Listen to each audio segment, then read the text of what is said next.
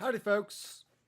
I am Doctor McFarland. It is Tuesday, and that means we're going to talk about gear.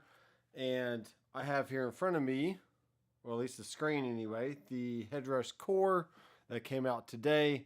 And it's all very exciting. And I am finally able to reveal what I've had for the last few months. So, y'all come on in. Let me know if you have any questions. And we will be building some rigs and just kind of exploring everything that the Headrush core has to offer. So I am trying to figure out right now. I got my cables plugged in here. And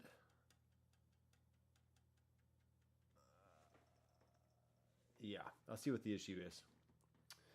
I see what it is. So I'm going to switch my signal path because it was on microphone, but I'm not plugged into my microphone input. Now I could do something really cool, which might be able to happen, maybe. Right now I have the microphone going through my Studio Live mixer, but I wonder. I might have to do this. I'll probably do this in a separate video, but I will have a microphone plugged into the core, and I'll do some vocal processing type stuff, and maybe do some auto tune, maybe do some harmonies. That might be really neat. So let's just come on in and let's explore what new stuff we have here. DC Robinson's in the house, and Andrew Collins. Looks like this is $9.99, so $1,000 for the Headrush core, or you can spend about $300 more and get the Headrush Prime, apparently. So, because those are about $12.99, so it's really not a huge price difference. So you're really buying into the form factor, and really just the form factor, the size. Is the Headrush Prime too big for you? Would the core be a little bit more convenient? Maybe you want to throw it in a backpack or a small gig bag, something like that. So I was very, very happy when I saw this form factor because I just prefer that look. Kevin Carrick is in the house, and we are going to add in...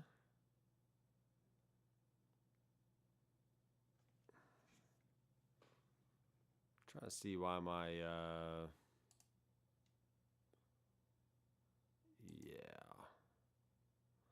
that's not what I want.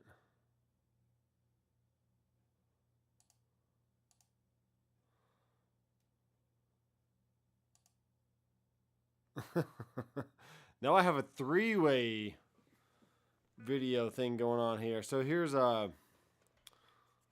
webcam. You can see there's the Headrush core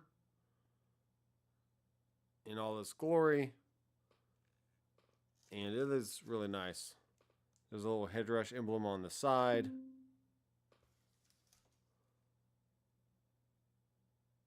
Yeah, I like it. I like it. So we'll keep that around right there. So you got me on the left, the screen on the right, or in the middle, and then the full Monty here. I'm not sure I understand. Oh, Siri, I didn't say your name. Somehow Siri has got on the stream. Why did they make 2 units? Why did they make 2 units? Why wouldn't they make 2 units? I mean, Helix has a lot of different form factors. So not everybody wants the smallest of small units, but not everyone wants the biggest of the biggest units. So in order to replace the pedal board, they came out with the Prime. I'm just not contemplating, but I'm just kind of speculating here. And since the legacy units do not have Wi-Fi or Bluetooth, it was necessary to come out with a product to replace the older unit and to have that futuristic future-proof functionality. And then the gig board was great, and it's still a great unit. Excuse me. Wow, I just burped up my dinner. Very rude. The gig board was great, but I really wanted to have XLR outs. And lo and behold, this Headrush actually has XLR outputs. You can see it right there. Okay, so it's good to have the extra functionality. The core also has the external amp, so you can switch and switch channels on external amps. You also have the ability to send the full rig out either the 1/4 inch outputs or the XLR outputs, and then you can bypass the cab usually via the 1/4 inch outputs, just like you could on the Legacy pedal board and the Prime. So it's good so you can split your signal path on your outputs. So if you want to feed the front of house with your full signal, but also go to an amplifier on stage, maybe an FR speaker, or a not FR speaker, a power amp and a cab, that will do that for you, because you usually don't want to send a simulated speaker through a real speaker. That kind of just muddies the waters a little bit too much for me. So MX5 gig board, core, and Prime. Yeah, they have 4 now. Yeah, the looper board, I'm not sure what's going on with the looper board. I never got into, I'm not a big looper person, so I'm not too concerned about that. Let me move this around here. I switched lenses on this camera, and this does look really good, but it doesn't get the whole shot, unfortunately. So I might have a stand somewhere I could probably use, but I'm not going to worry about it. So you can kind of see the side of the core over here, and then you got the main screen right above. Now in my videos, tutorials, I do like this look. And it makes it nice and clear, because this is a 1.4 millimeter lens. So I feel like it picks up the light and just the clarity of the look really well. And what is this? This is a 50 millimeter. Yeah, it's a 50 Nifty 50 from Viltronics. So it's pretty good. All right, so let's just dive right in and see what we have. First of all, we have a brand new layout right here. You can see that. We can get to my rig. You can browse either amp clones, blocks, impulse responses, loops, basically all kinds of, especially just a browser, essentially. You can get to set lists. So here's all your different set lists that you can choose from. And there are some chop tones rigs, apparently, in here. So we will dive through some chop tone stuff and see what they have going on. And I'm looking forward to that. So we can go back and hardware assign. So it's very similar to how the old... Whoa. What are you doing?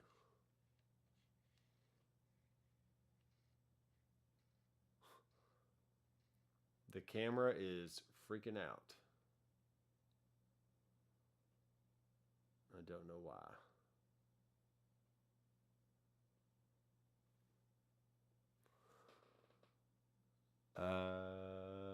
Okay, looks fine now. I don't know what's going on. I think it's just the light and the dark stuff going on. But yeah, the hardware assign, pretty self-explanatory there for use to the legacy units. There is now a practice tool, so you can record in there. You can play. You can bring in a file, like for instance, you can load this one up, and then we can play it. Turn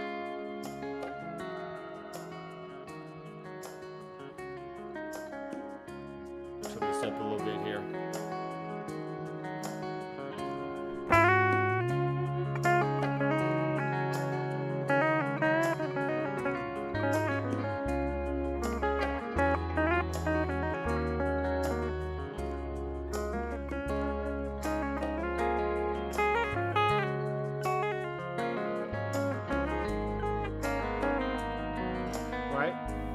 So that's kind of neat. We can loop out of that.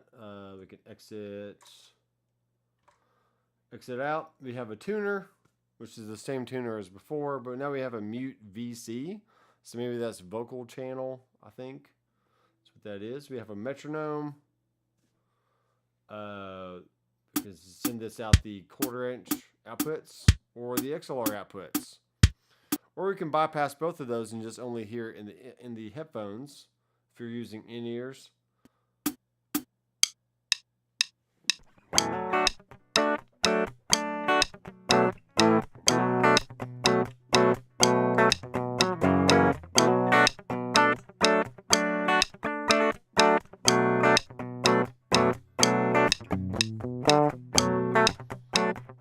Yeah. If you don't know how to play along with the metronome, do us all a favor and learn, because it's a very good skill to have. We do have a looper, which is great. We can access the Headrush cloud, which I tried doing earlier today and it wasn't working for me for some reason. So I'm going to not do that right now. We have firmware, update, USB driver or transfer. We can do a lock screen, tap screen 3 times to unlock, stuff like that. You can put your own custom files in there, which I've done over the years, and it's kind of fun to do that. The amp cloner, obviously we can do that, and I can actually, I can probably do a clone tonight of something. Otherwise, I'll wait for a dedicated pre-made video to do all that. And then a mic dry out. So we can have fun plugging in a microphone here. I do have an extra mic right over here I can probably plug in. We got global EQ, which is now more of like a visual thing. You can grab your finger, move it around, stuff like that. I kind of wish there was an RTA, a real-time analyzer, so you can see where the frequency ranges are, and then you can kind of work to scoop those out.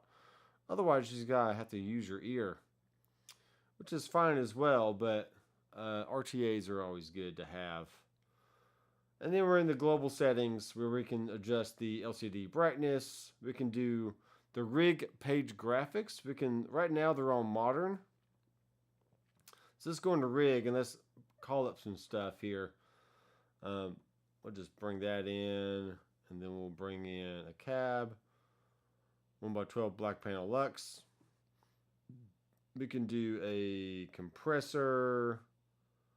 There's a Buddha comp. I'm not too thrilled with that one, so I'm not going to use it. We'll put that there. So you can just see like the graphics look legit, or they're kind of too legit, right? Stuff like that. So kind of see that.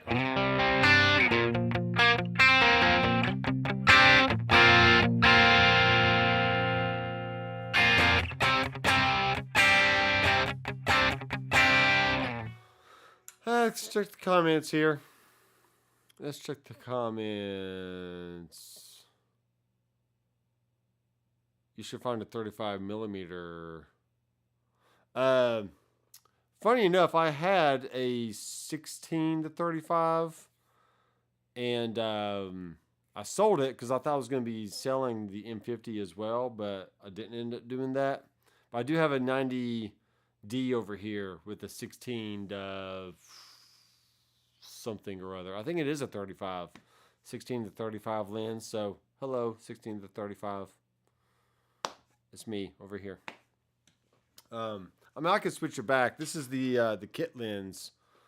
This is a 15 to 45, and it works good. I mean, it does the job. But I just wanted to see what a different lens would look like on here, and it looks pretty good. So, not too worried about that. Take it off autofocus once it's focused. Oh, I see. Yeah.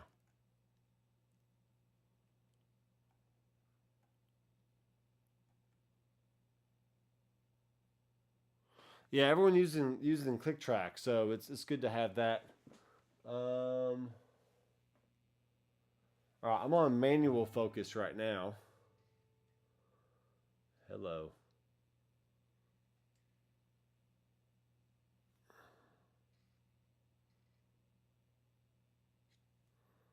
Yeah, I'm just going to leave it like that. And I'm also going to take out the Brio so we can see this a little bit bigger.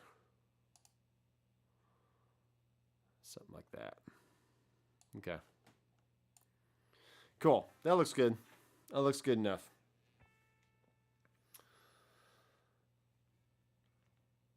So you can see that the graphics look how they look. So we go at the global settings. We can make it look like the classic kind. So we're going back to the block look, which I really don't mind. I mean, I don't have a preference either way, which is better or worse. It's just, it is what it is. Some people really want to see the real thing on the screen, and that's perfectly fine. We can auto assign to foot switches, add a cab with amp. External amp polarity. So I have an amplifier over here, the Supro Delta King 12. I'll do a video on how to turn on and off the drive sound on that amplifier. That'd be really cool. I can also use it to change channels on the Blue Guitar Amp 1. So that's another video I can be making using those aspects.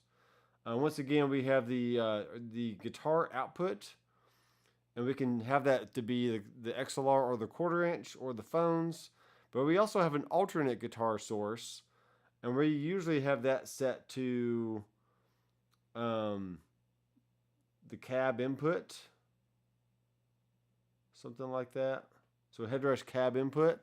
So because of that, I put the cab at the end of the chain, so that way the full signal gets sent except for that very last element in the signal path. And then you can choose your alternate guitar out. So we have XLR or 1/4 inch. You also have a vocal mic output option. The practice tool can be XLR, 1/4 inch, or phones. We do have a stereo effects loop on this sucker. And output level is currently amp. I can put this on line. It'll make it a little bit louder.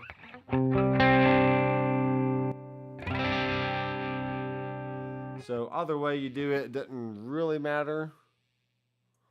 You can turn that down.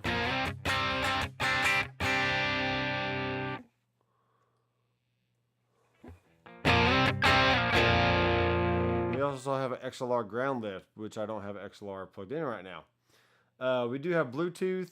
We have Wi-Fi, which is currently, I'm going to forget this one. Let me log into my Wi-Fi account here. I don't care if you see this or not. You're not going to remember it.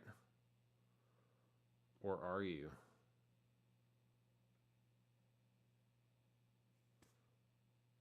So that's going to connect to the Wi-Fi, and I am connected. And usually you'll get a message saying, hey, you have a new firmware update available. Do you want to download it? And you just click yes, and it just does it all through the internet. So USB audio, you can use this as an audio interface if you want to. I may do a video on that. We have MIDI. Then we have expression pedal, latch or momentary, normal or inverted, and then our information. So the main thing tonight is just building some rigs and seeing what kind of sounds we got, some of the new stuff. And let's check the comments again. This says 14 blocks, DC.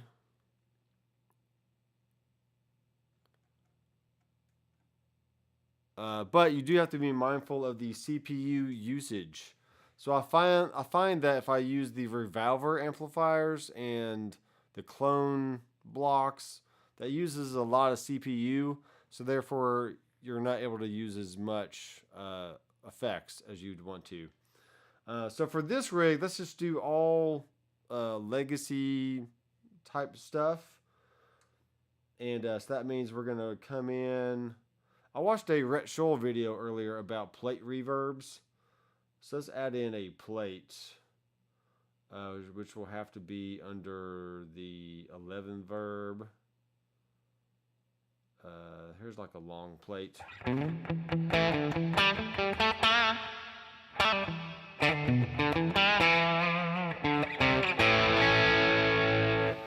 I am playing the Eastman SB59V, and I could have got one with a lot more, maybe with a lot more curl in the top, but I wanted something a little bit more subdued, and this feels good. It's very light. It's a lot lighter than the Les Paul that I have, so...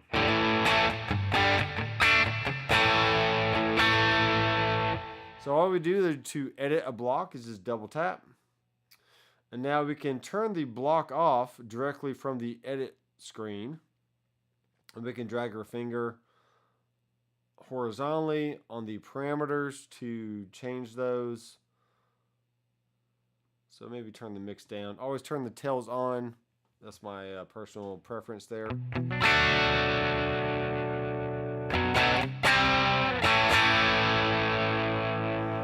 Alright, so I have a tube screamer in right now, which is the green JRC overdrive.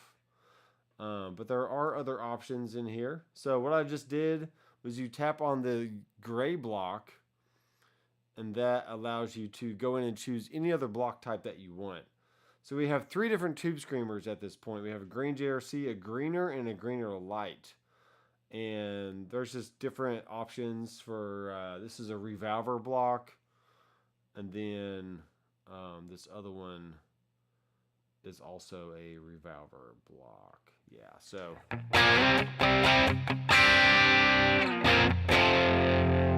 And this one only has drive and level, so we can turn the drive down, level up.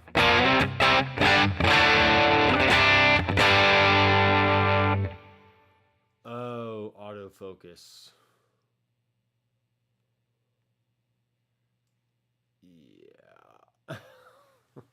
Alright, I'm not liking this. Let's turn this one off. Let's switch my my lens again. So I really don't... I wouldn't say I'm a photographer by any means, but I, you know, I do what I do. And I just wanted to experiment for a bit.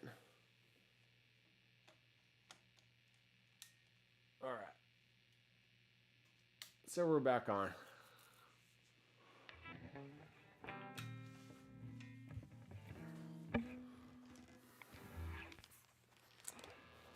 And now we will reset.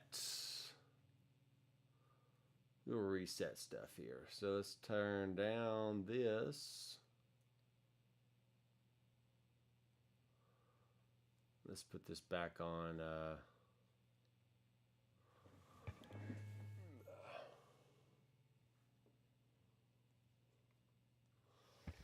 I do like the autofocus myself. And let's go adjust this thing here. Sorry guys, slight little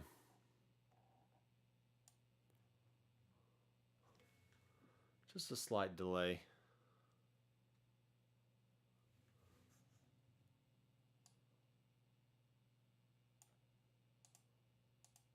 Huh. Why is it not panning?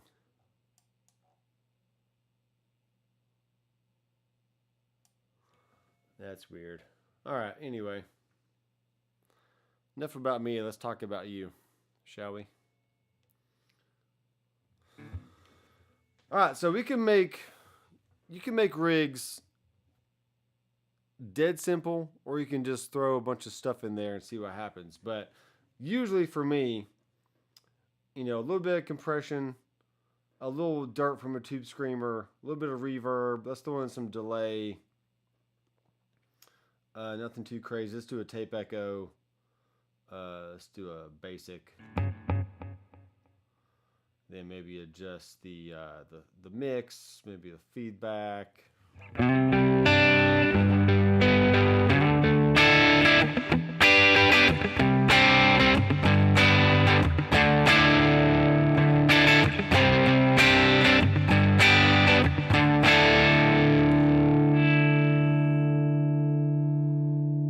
let's do this here. Let's change it up.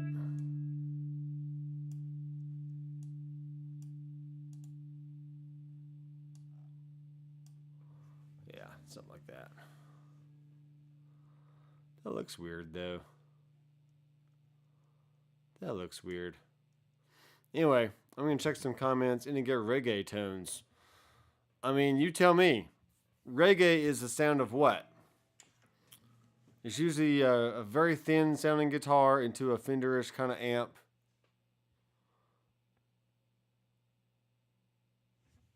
And all that. Yeah, I know, DC. I know.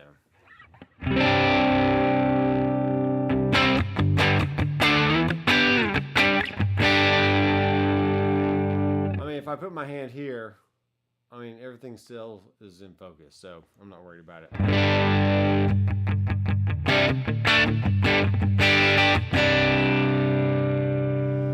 And there you go. You got a very simple little rig.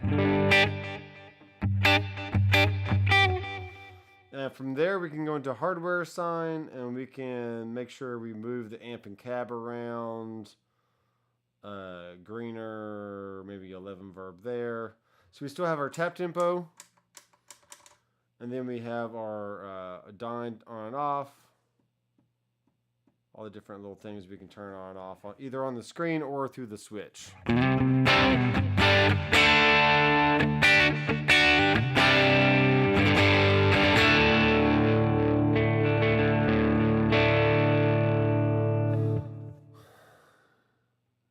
Yeah, he probably did.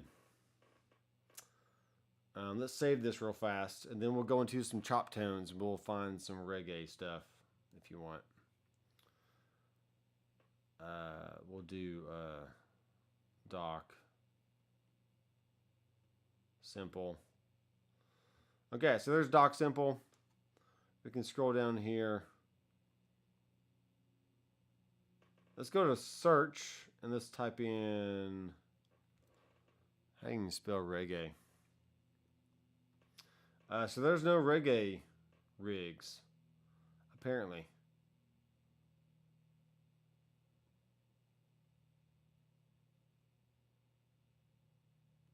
This didn't drop.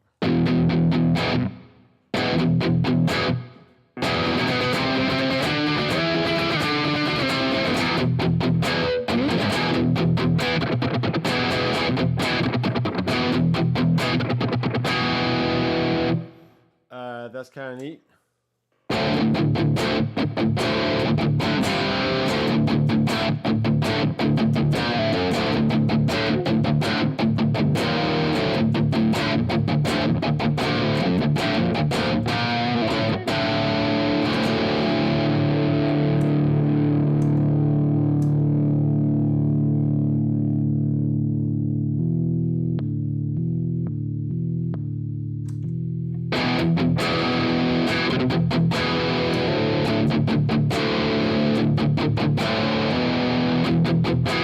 So let's say drop tune pedal. So it's lowering my pitch by a half step. I can go in here and we can, actually it's down a whole step. We can change that to down 3 if we want.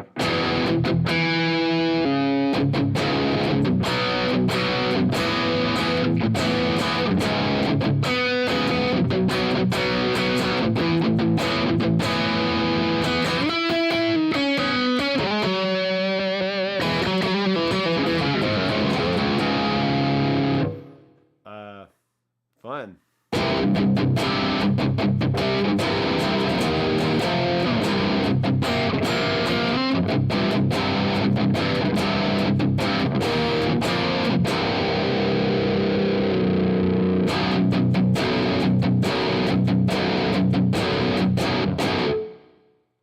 Let's see what we got here.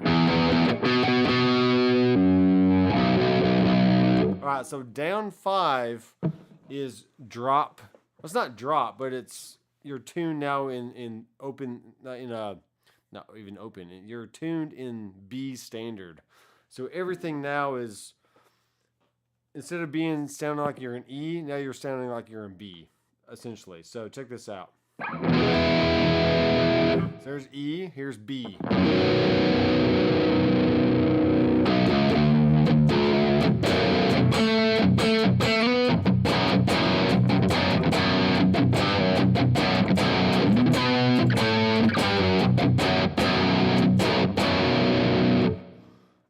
That's really neat.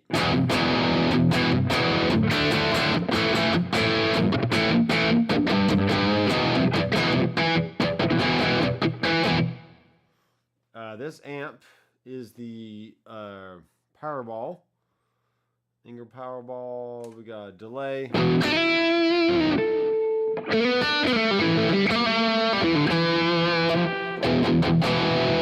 We also have a flanger.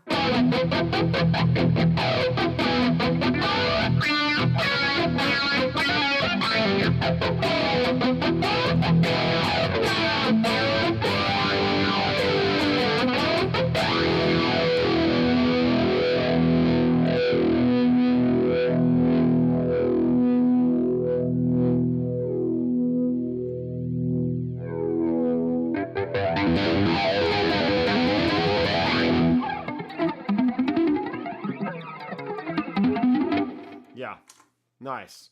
All right, that's fun. We'll just go ahead and save that. And let's see what else we have. A Plexi Bright.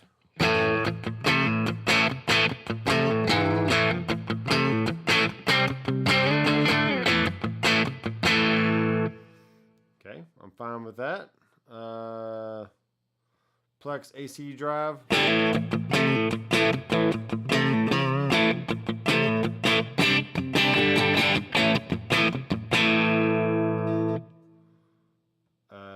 A lead.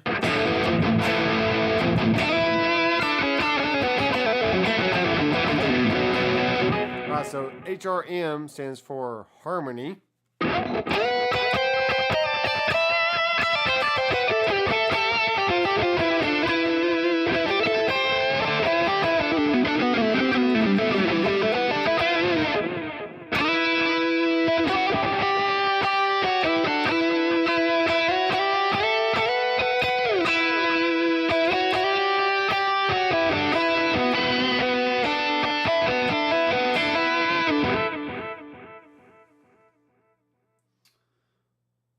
The harmony is coming from the Smart Harmony.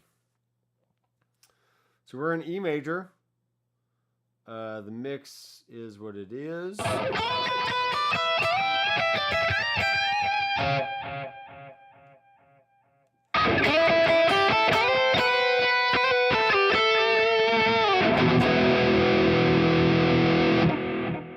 right, that's fun. Spring drive.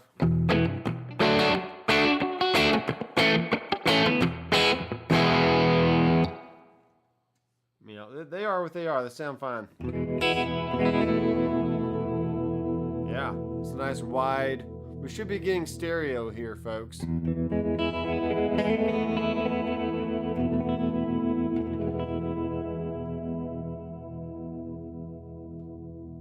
Oh, that's good. That's good, Aaron.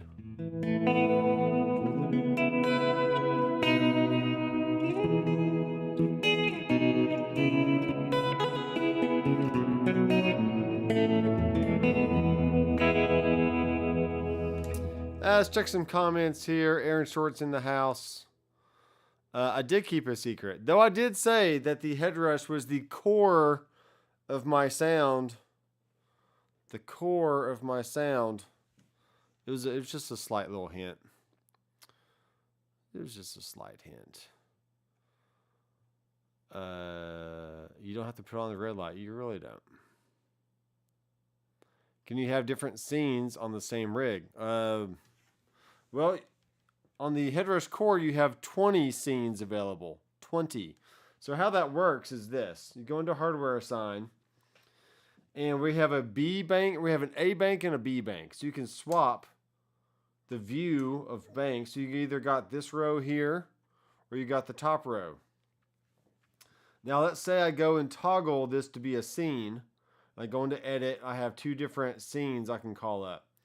So now, when I hit this switch, you can see it turns the color differently on there. So that is 2 scenes on one switch. And I can have that be to where I'm only turning on and off certain effects, and everything else can be no change.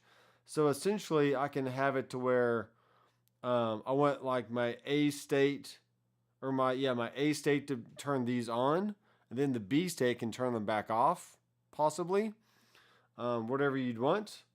Or maybe the better way to do it would be A state is off, and then the B state is turning it on, and then you turn it back off again. So I use that a lot for changing 2 amps in a rig. And so that way everything else stays the same, but all I do is just change the amp channel, technically. So yeah, it's really a good way of doing it.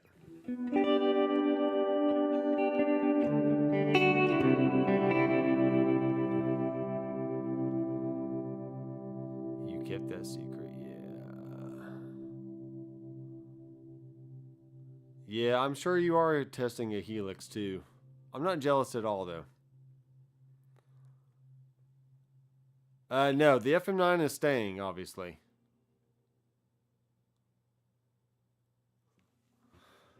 I might have been using the Headrush core in a few videos and a few live streams. It would be sitting off to the side out of the camera, so you can't really tell what it is. So yeah, but not really a whole lot. That sounds nice, though.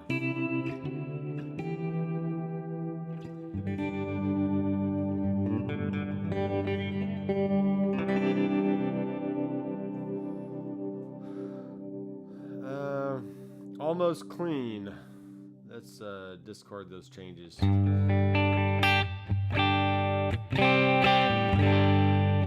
Alright, so they are using my favorite cab. And they're also using a Black Lux Norm. So pretty much the amp I've been using here lately. This is a volume pedal, which I don't have one hooked up right now. And the greener. They got the gray comp.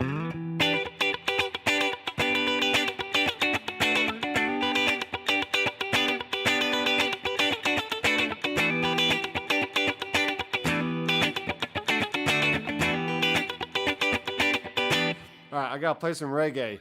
Oh!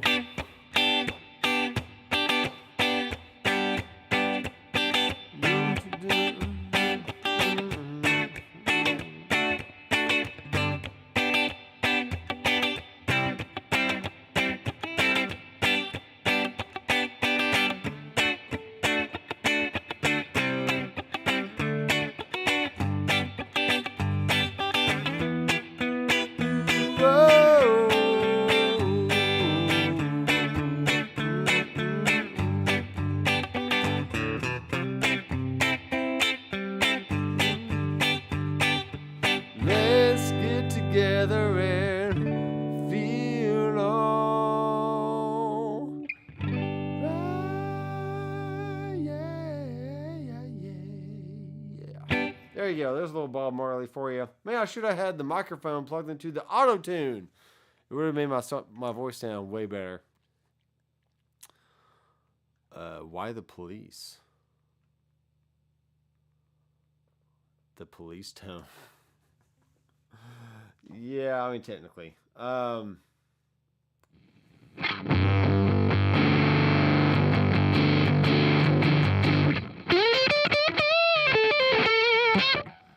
so there's a little fuzz.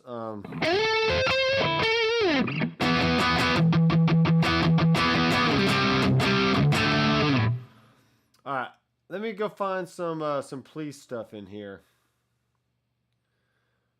I'm not sure if I'm going to find it or not. Heavy Recto, Ambient 67. That's cool. Basically, I'm looking for a clean tone with a little chorus. Wow, what is that? Vocal distortion. I see. So there's vocals across the top, and then there's a guitar on the bottom.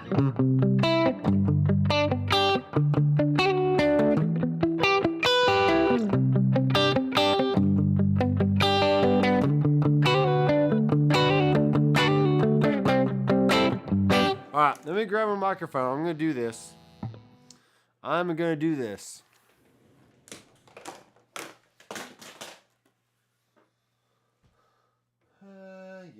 Ay. I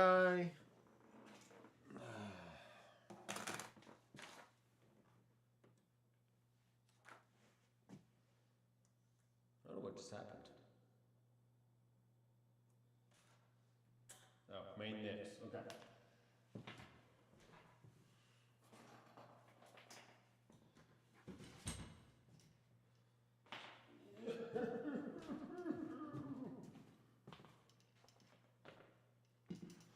Okay, I know you like the Superman pants. Oh yeah, the Superman pants. It's not a live stream unless you have Superman pants. That's all I'm saying. Okay, so this is a condenser mic, which means it needs 48 volts of phantom power. And the Headrush provides 48 volts of phantom power. Something like that. Hey. Okay. This is going to be exciting. Let me tell you. Let me tell you. All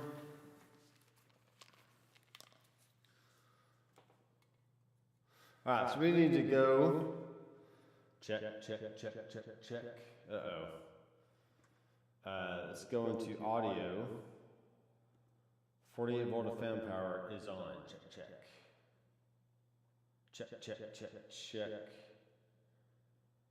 The mic dry out. Check. I'm hearing some latency here. Okay. Rig. Check.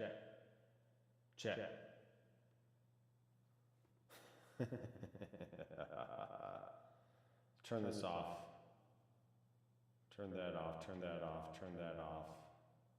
Check. I don't know, folks. This is very interesting. There we go. I had the reverb on the board. I'm sorry about that. I am sorry about that. All right, so we'll go back into global settings. We'll go to audio, the dry out.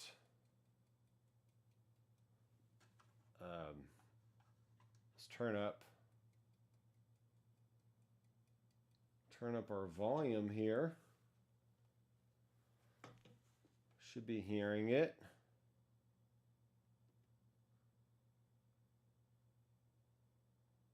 Vocal out. Check. All right, let's go to a dedicated, let's do this. Let's make a new one. And we'll go to vocal in. Check. All right, so we're getting out there.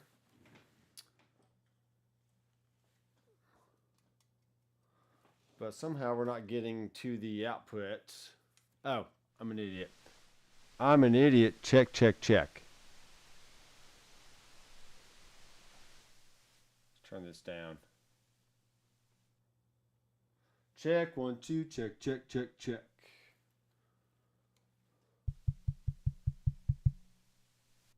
All right, we're on. So let's go and add a reverb. Check. 1, 2. Okay, that's kind of fun. Let's go to vocal effects. Let's go to auto tune. Let's go to alto tenor. Hey, yeah. And we're going to need a guitar signal here. So let's add in an amp real fast. This is very interesting, I know. This is very interesting. Cab. Yep. Check, check, check, check. Check our output. Check this output. Check, check, check. Yeah, yeah, yeah, yeah. And we're getting a lot of noise there. Check, check, check, check.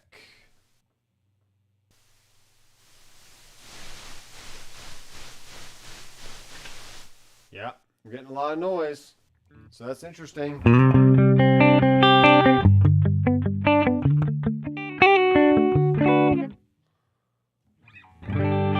I'm literally just experimenting right here on the live stream. So I'm sorry if this is not 100% what you would want to see.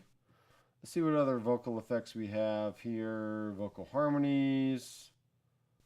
Auto 4-part. Yeah. Yeah, yeah, yeah, yeah. Yeah, yeah, yeah, yeah. Oh, come on, it just worked. Check, check, check, check, check, check. Okay. Yeah. Yeah, yeah, yeah. Alright, let's pick a key here.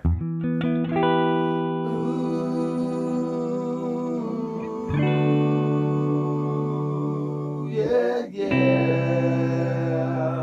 Yeah.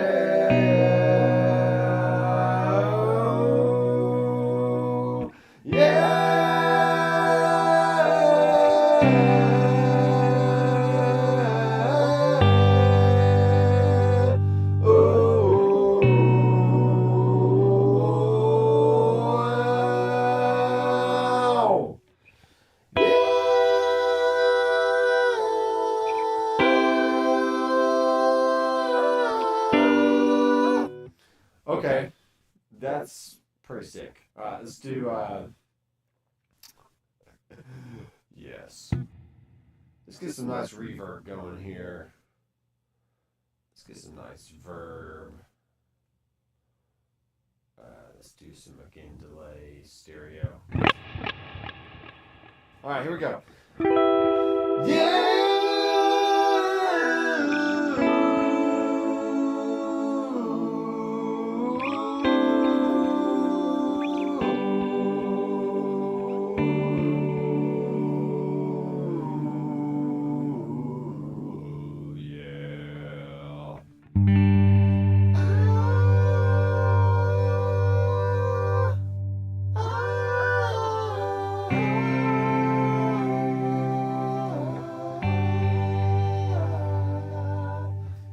This is the kind of stuff I need to do in my video, because this is pretty cool. Alright, auto-tune. Let's do the key of G. Tuning speed, tracking, chromatic is fine. I'll actually do a major scale.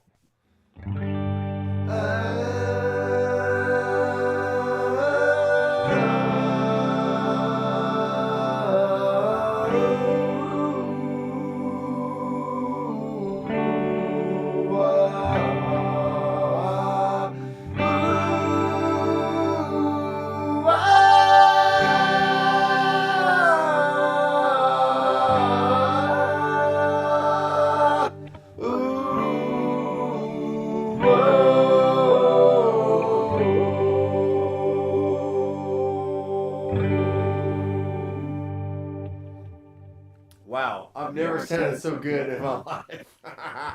Yes, let's check the comments. Yes, I'll show the metronome sounds.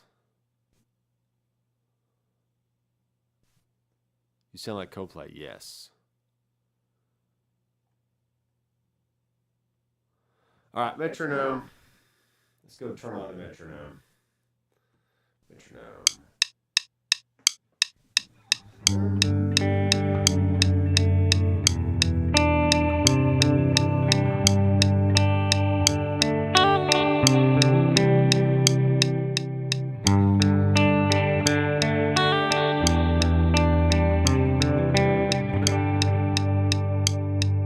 Turn the level down a little bit.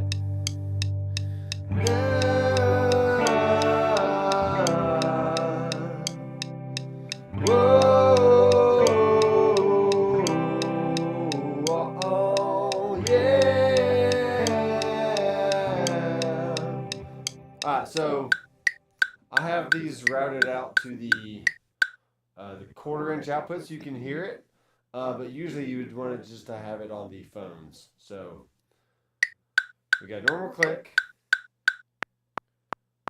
a very subdued click, kind of a metronome or a Pro Tools click, sticks.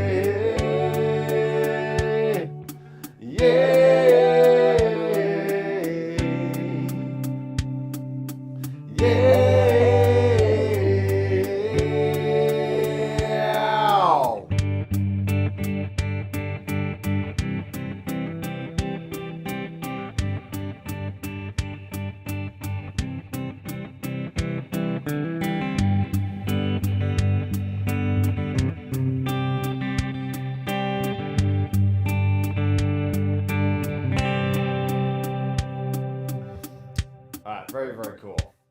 Now, there's really no way to adjust that. Let's go back to my rig here. What do we have? Auto tune on.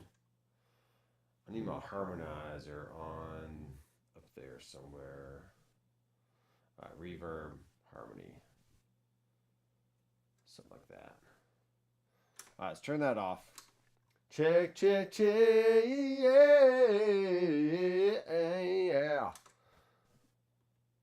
Let's check out other harmonies we have. Auto high. Yeah.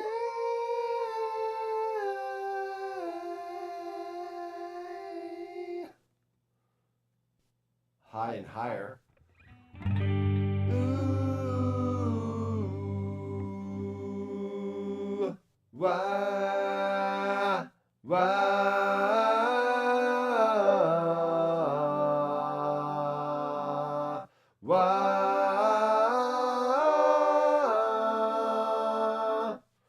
Humanize. We can humanize it. Delay sync. Hey, yeah, yeah, yeah, yeah. Hey, yeah, yeah. Looks like the outburst can be set to either main or alt. So if you wanted to have, I guess, a vocal going out of your XLRs, but then have the harmonies going out a 1/4 inch output, so you can mix them however you want. Sounds like about how you could do it, which is neat. Let me explore some other harmonies here. Chroma third. Yeah, yeah.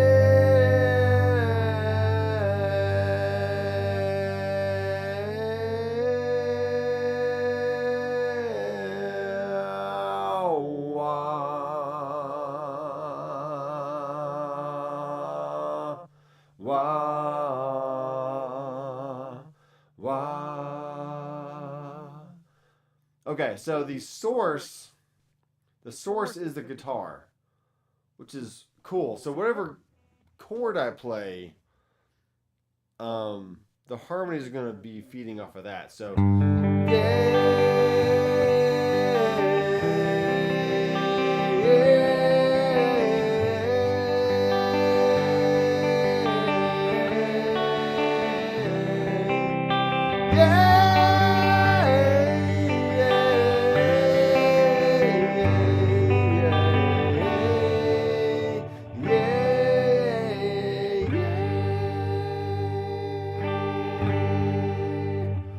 Wow. We're definitely doing it on a major scale. So auto sources guitar, the scale key, something scale type, then octa split. See what else we got. We got EQs. All right, so you can EQ it a certain way. That's really neat.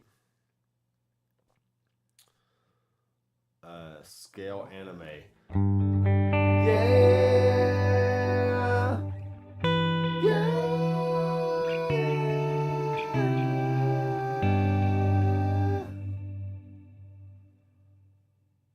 Scale ask. Yeah.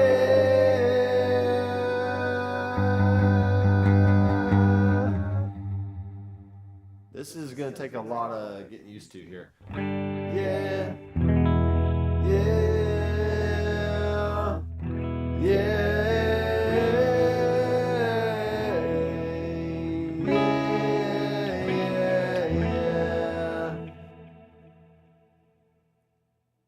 Scale Rosa. Key of A. Yeah.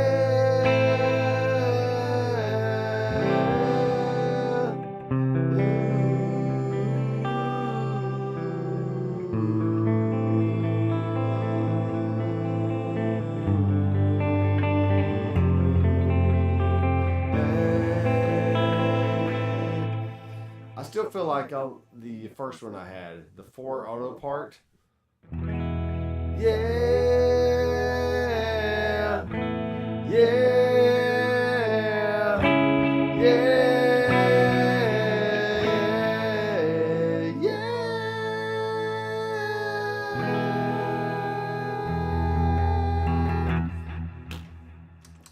Anyway, that's enough of me. I know Aaron wants a kick drum. Well, they'll add it in there just for you, I guess. I am ready for American Idol. This is true. Yeah, you have to get on the forum, Aaron, and make suggestions. I did suggest today. Let me turn this off. I did suggest the day that you, when you record a loop, then you save that loop, you need to be able to assign that to a switch. So that way you can bring in a rig. Maybe you got vocals on the top and then a guitar on the bottom.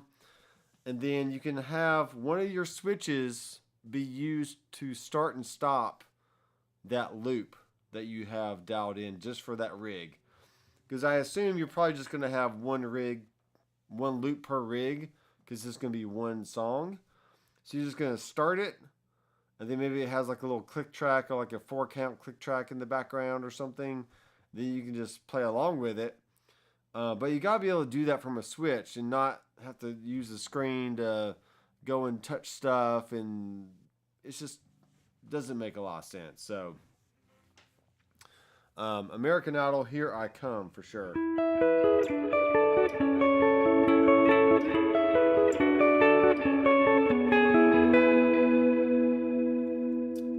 I do like this again.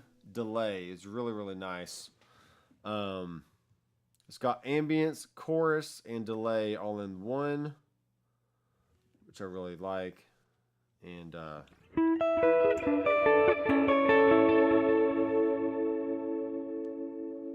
it's just really cool. Turn the rate of the chorus down.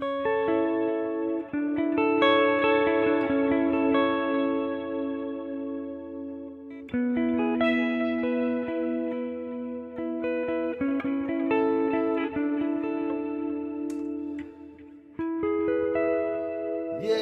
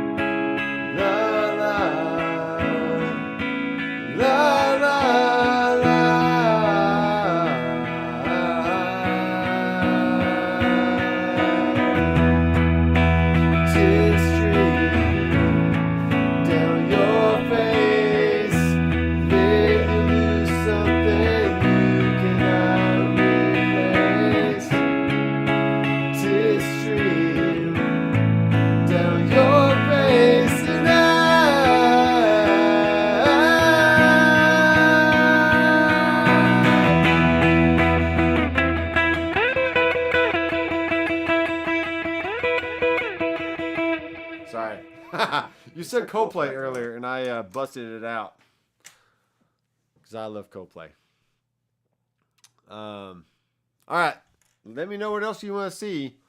You got me on this kick of vocal harmonies here, and it's actually almost too fun. Let's see what other stuff we have. We have doubler choirs, triangular. Let's see what this does. Yeah, yeah, yeah.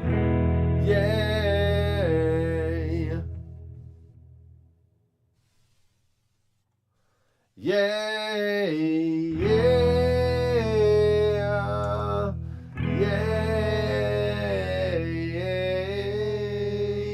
Let's go change the key of that to E. Yeah, yeah. Vibrato on. What? Yeah, yeah. Whoa. I got my own vibrato. Yeah. Yeah. This is insane.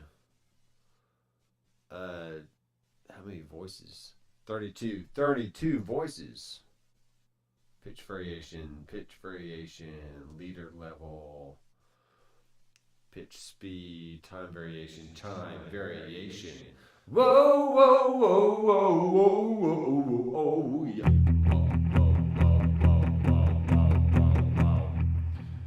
Yeah, I can see how you can just go nuts with this. Hey, hey, hey, hey. Actually, let's go into here. Let's go back into vocal. Vocoder talk box. Check. 1, 2. Yeah. Wow, wow, wow, wow, wow, wow, wow.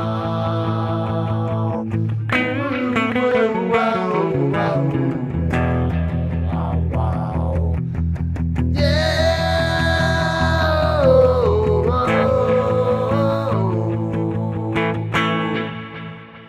Guitar synth, vocal synth. I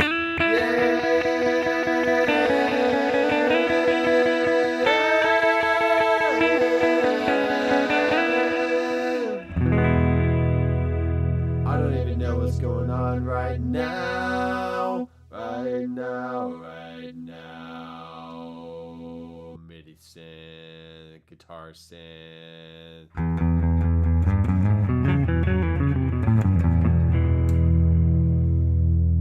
I like that song by Imogen Heap. Where we were, no, where we were,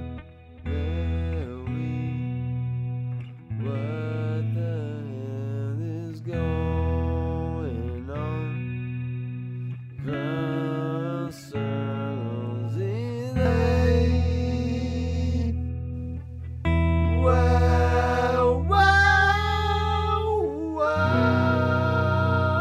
I don't even know what's going on right now. This is so crazy. I don't know what's going on right now. Come on. Check. This is nuts. I don't know what's going on. Octaves 2. Yeah.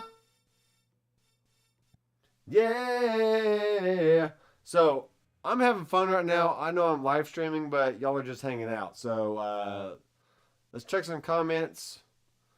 That was nuts. Vocoder is really fun. I'm gonna have to learn how to use it. Talkbox. Yeah, I'm gonna have to learn how to do it. Stutter, a vocal stutter. Hey.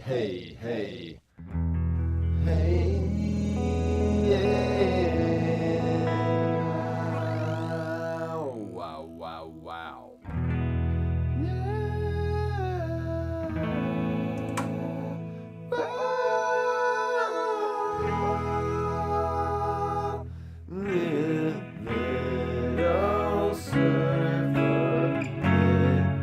Shoot. What is it? Little surfer, little girl,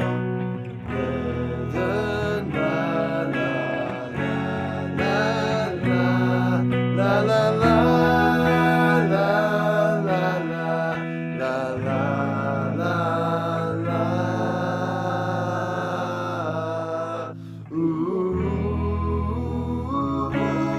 oh, little surfer girl.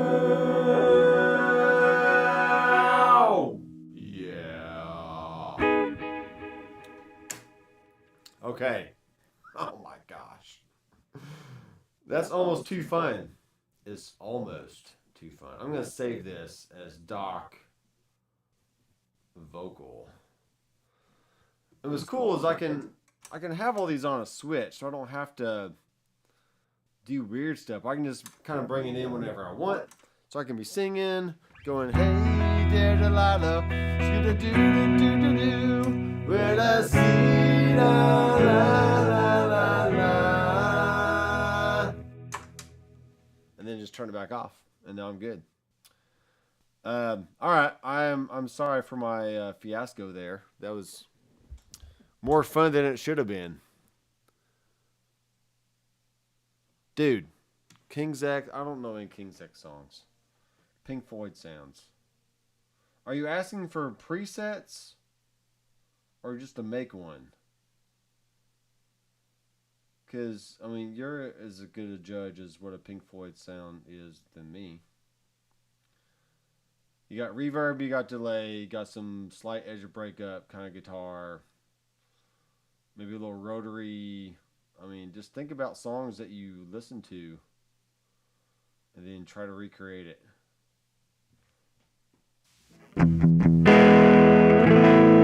Yeah, yeah,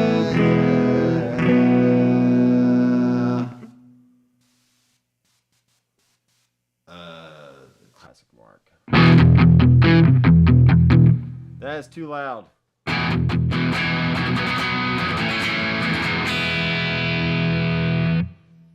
But let's just say, for example, we go in and let's add a, let's just do my normal rig. These things don't have to be special. If you think a song has reverb on it, then it probably does. So let's add some reverb. We'll make it like a big theater.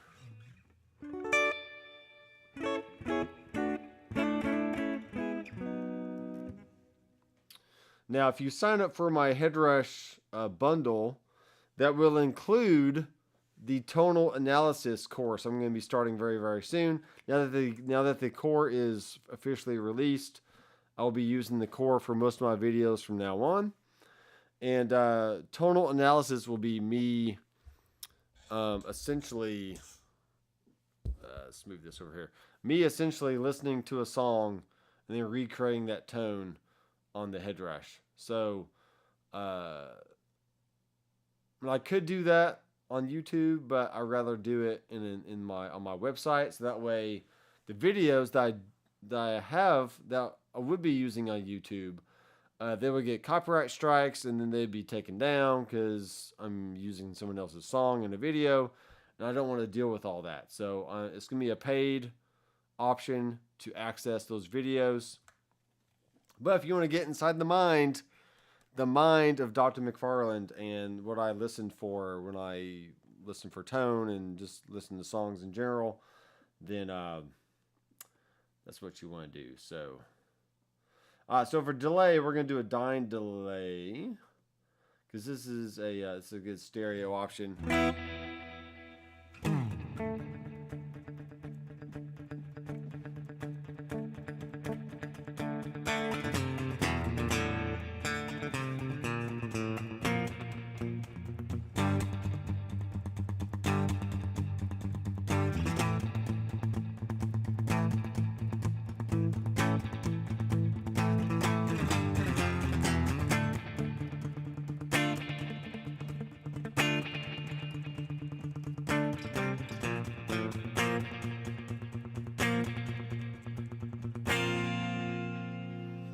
So yeah, we can adjust this.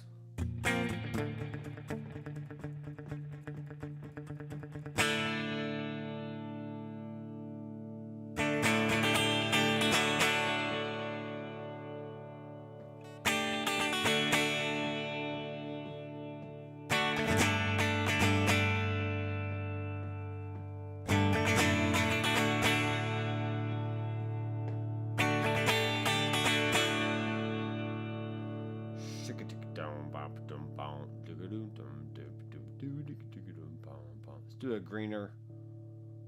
Turn this down.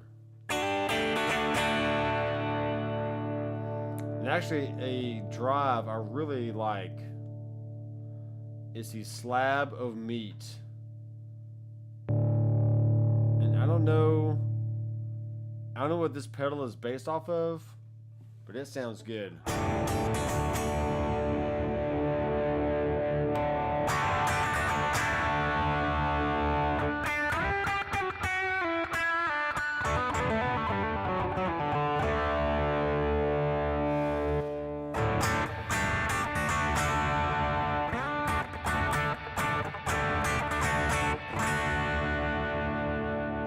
In this context, it sounds a little weird, but it is what it is.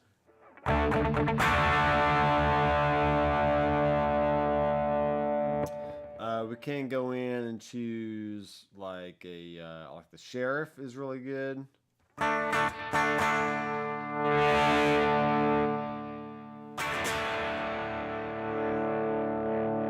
So if you want like a amp in a box kind of sound, then the sheriff is excellent. Checking the comments here. No comments. 9 people watching. Let me know who you are, where you're from. And I did leave a link in the description of this video for my Sweetwater affiliate link. So I have one link down there for all my Headrush gear that I recommend. And I added the core to that list today. So if you want to buy a core and help support the channel, then use the link down below. It is affiliate, which means it's no extra cost to you, but it does go to help the channel when you purchase things through my link. So I'm sure I'll update it with other links in the after this live stream. But for now, just to make things real simple, you can click through that link to go to Sweetwater, or go to my website and get the Headrush bundle, so you can get access to all the rigs I do during my live streams, the Headrush tone sculpting course, the HTS rigs, and also the new tonal analysis I will be starting this week. So check that one out. The sheriff is really good.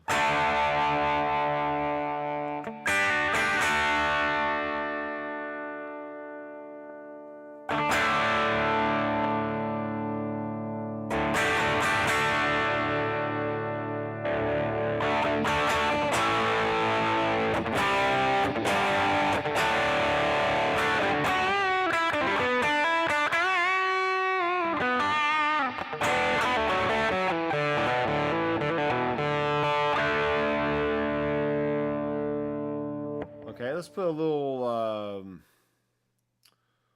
let's do a little flangey flange, maybe some phase, orange phaser, stereo.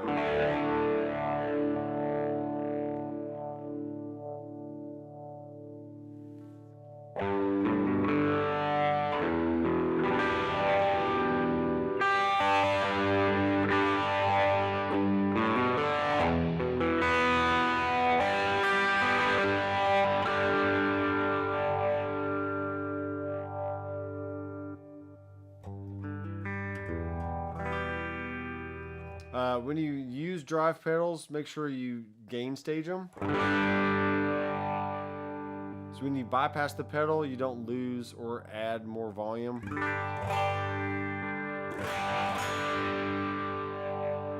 And this is one of my new favorite features, is when you're in the edit window, you can turn off or bypass the effect block straight from this window versus having to go back to the main screen, turn it off, go back into the edit window, and just do that dance back and forth.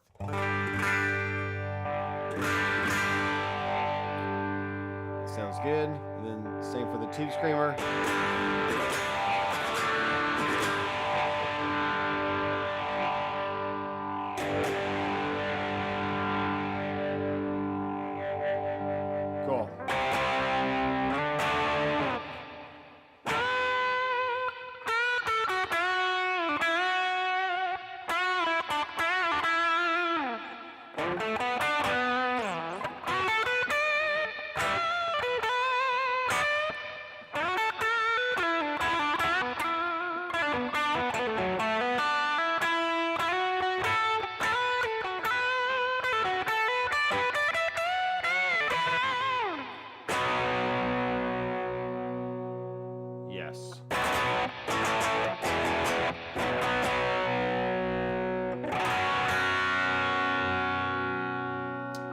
Let's do hardware sign. We're going to take the cab up here.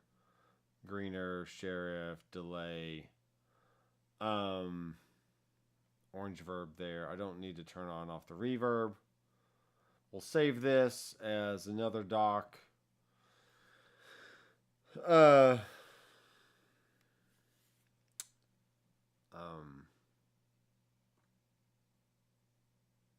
Doc Floyd.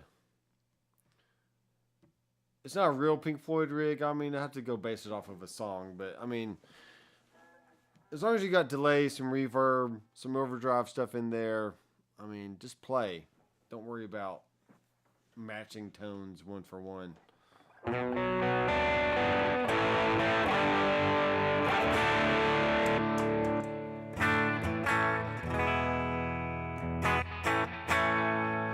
So let's just say, for example, I have on this row of switches,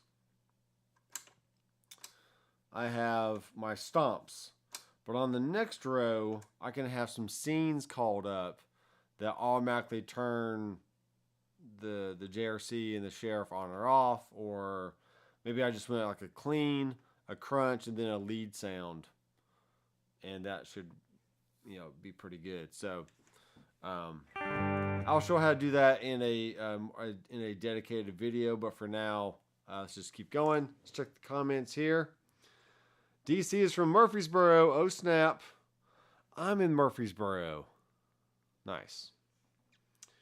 Let's hang out. Let's be friends. New Mexico. Nice. Corey Lynn's in the house. Corey is a shredder, man. He is a shredder.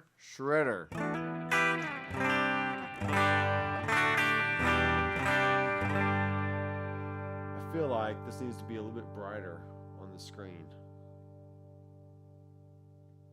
Maybe.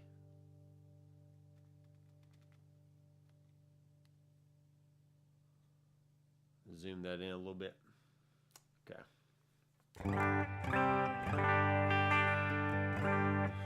That sounds good. How long did it take for you to confidently navigate the Headrush? Just like that.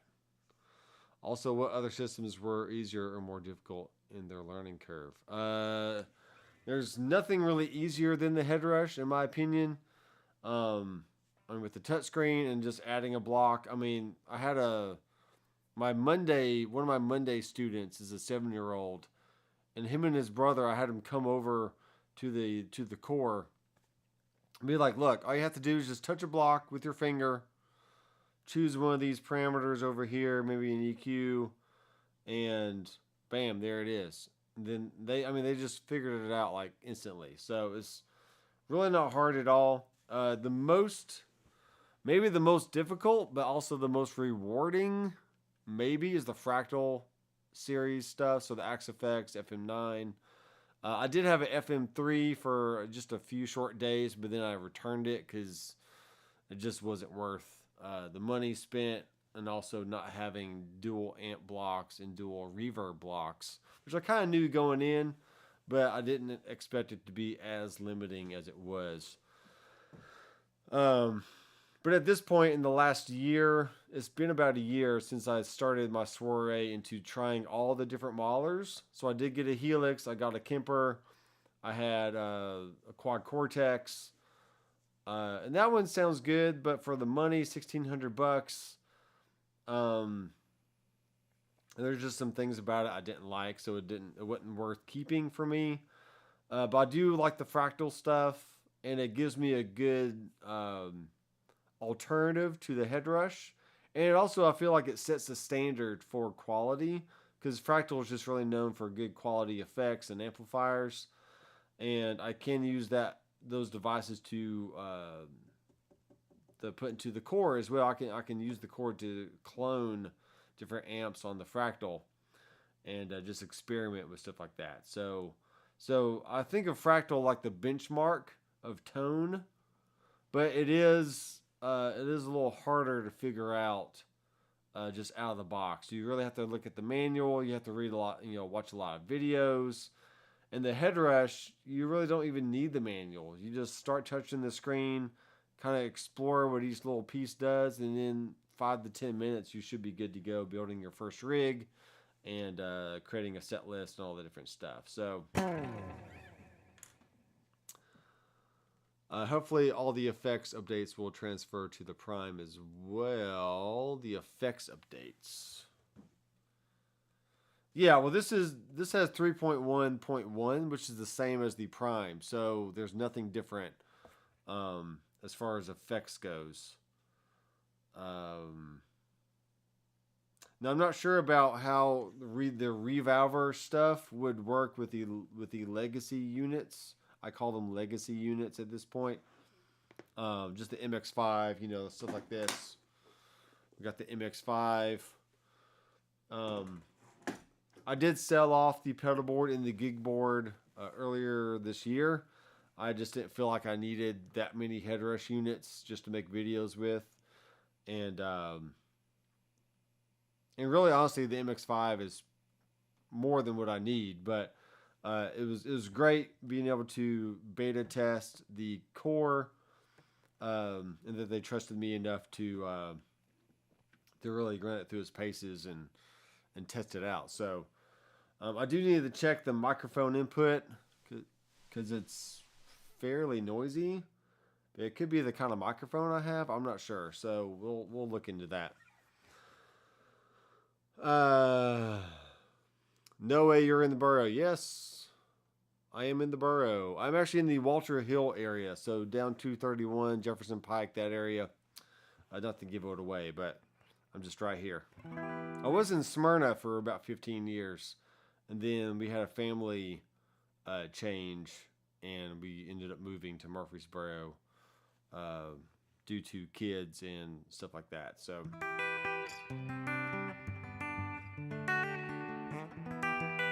DC, I do have a music club that meets once a month, and you're more than welcome to come out and hang and jam with the guys, whoever guy shows up. Sometimes there are some girls too, whatever. No hanky-panky stuff. We're just jamming. So, yeah, send me a message on Facebook or Instagram or through my website, and I'll give you the skinny on the deets, the details. The biggest difference between the MX5 and the Core. The biggest difference would be form factor. This has 3 switches, and the Core has 5. This does have an expression pedal built in, which is really nice. But you can always add an expression pedal to the Core separately. And then also the outputs. This has 1/4 inch outs, and this has XLR and 1/4 inch on the back of the Core. And then really the other factor is Wi-Fi and Bluetooth, and you can also clone amps and pedals and plugins and literally anything guitar related.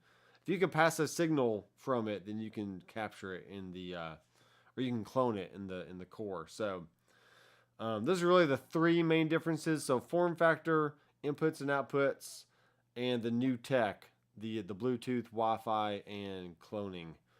That's really the main difference. But tone-wise, I mean, they both sound, to me, they both sound exactly the same. I'm not too worried about tone. That was the greatest thing about Headrush so far is when you build a rig off of the either the smaller form factor or the largest form factor, they all have the same power or DSP, so you're not losing functionality just by moving one rig to the next. They're all going to sound exactly the same, and that's just really comforting to know that you can build a rig on the MX5 and then put it on your pedal board or the Core or the Prime or whatever you want. So now, obviously, if you have a Prime rig or a Core rig that has any of the Revolver stuff in it or any cloning blocks, that will not transfer down to the legacy units. But as long as you stick with like all the stock stuff that are 1-for-1 in both units, then you should be fine. Just found out about the core yesterday. Yeah, that's cool. He's near MTSU. Yep, I went to MTSU and graduated there in 2004. So that was almost 20 years ago. Next year.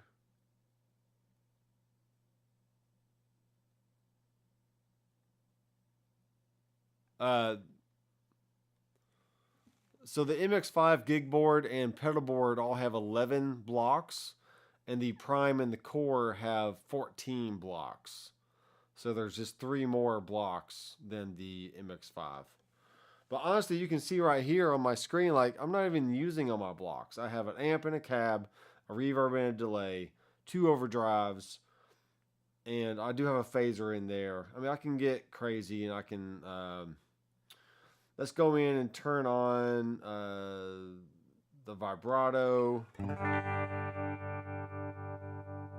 Stuff like this. Then I can go into hardware assign, and I can add that amp vibrato to a switch. I literally did that in like 5 seconds. It was just so easy. On the Fractal, that would have took me like 10 minutes to try and do that. Because you have to go in and like use the little encoders to move the block around, turn on the tremolo, go into like somehow assign it to a switch, which is, I mean, it's not impossible. It just takes forever. It's kind of dumb. But once you get it set, then it's really easy. And that's why a lot of people say that when you use a Fractal, you want to use the editor that comes on your computer, and not try to use the user interface. But me, I take it as a personal challenge to learn everything about the UI first without relying on the computer. So that way, when I need to adjust something on stage or here in the studio, when I don't have it plugged into a computer, I can adjust everything really quick and easy. But with the Headrush, you don't have to do any of that stuff because it's just a touch screen and it's very self-explanatory and just very easy. I do like having... let's go volume. Let's go auto swell. Let's go dynamic auto swell. Turn up the mix of our delay.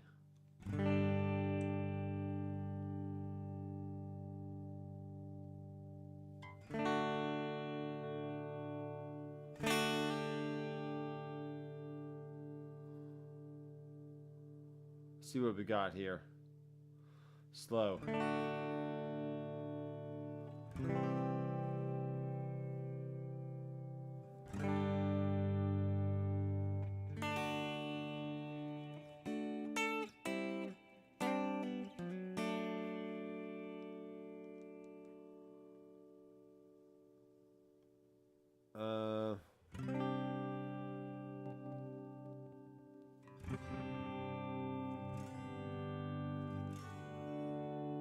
So I had my cab right there, and I'm pretty sure I have, in my audio outputs, I have my guitar out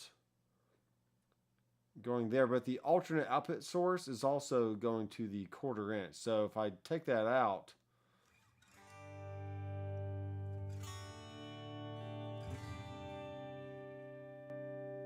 so I'm essentially bypassing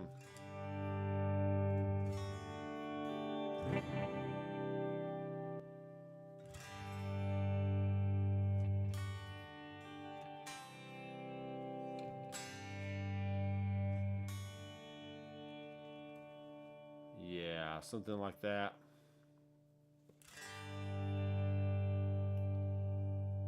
Let's bypass.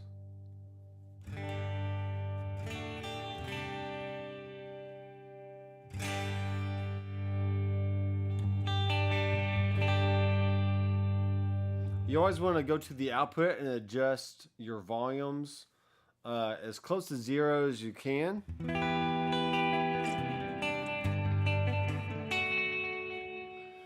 And And so that way you're sending a good gain stage to the, or no, a good healthy signal to the next input, which is my interface over here. I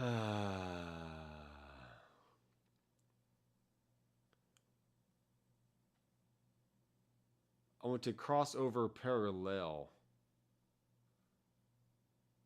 Fan of the display, so send a clean bass side and have distortion side on mids and highs. Yeah, sure.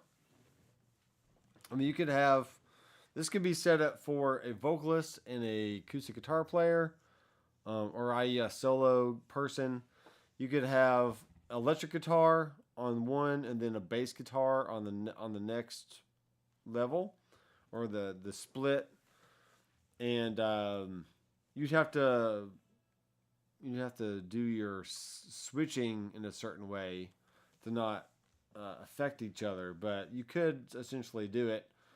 And you could have, let's say for example, you had a guitar rig across the top and then a bass rig across the bottom. In your scenes and or stomps, or essentially in scenes, you could have it to where the bass, amp, and cab and effects are set to no change.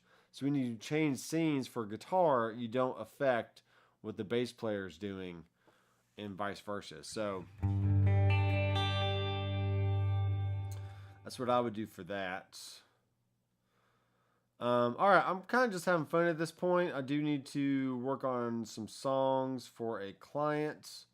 I have a session on Thursday, and I need you to prepare for that. So the core is great. I do have a new Headrush channel called All Things Headrush. I'll leave a link to that down in the description. I'm trying to niche down my different video topics and just kind of experiment to see if I only have a channel all about Headrush, then how well will that channel do, versus having this one main channel with just a hodgepodge of all kinds of video topics. And I do want to dedicate the Doctor McFarland Studios channel, the one you're watching on right now, to mainly studio stuff. So when I talk about the Headrush in the context of recording, that would be a good video for that channel. But when I talk about the Headrush just by itself, and maybe a certain aspect of how to build a rig or a pedal review or something, that will mainly go on the All Things Headrush YouTube channel. And I also have a dedicated Fractal channel, Fractal Audio Systems Weekly. And then I have a new classical guitar channel called Nylon String Adventures. So lots of new channels popping up under the Doctor McFarland brand, and that just helps me to separate out different topics. That way, this actual channel can be more dedicated to recording, music production, plug-in reviews, DAW reviews, stuff like that. So I hope that makes sense. Any other questions that you guys have? Otherwise, I can do some singing.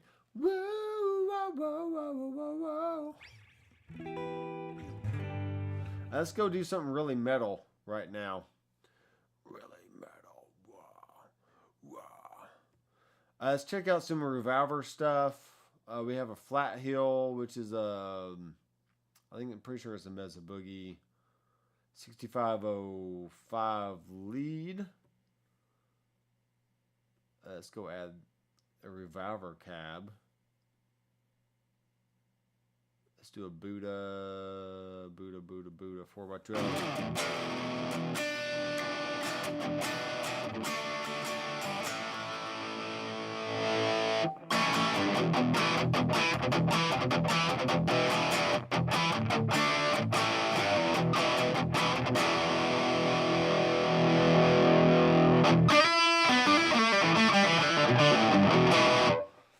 I feel like my settings here are a little weird.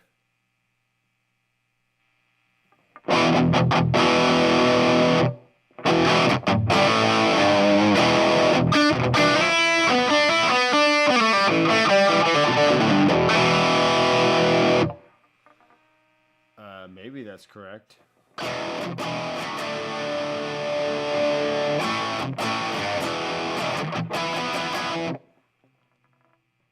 Yeah.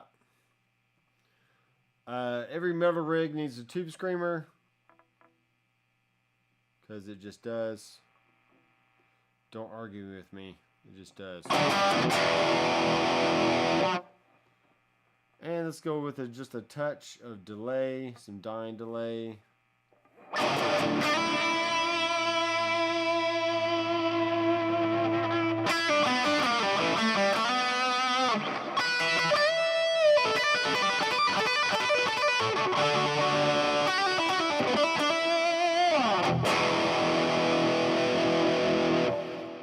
And you can go in, you can adjust the amp, you can adjust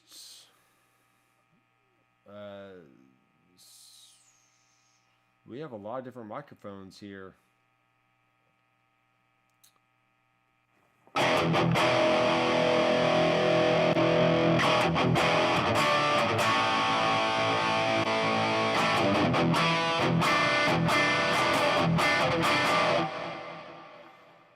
Mic distortion.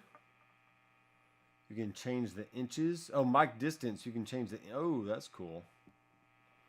So you can make it closer or farther away. We do have a low and a high, which is neat. Ambience on. Ambient size.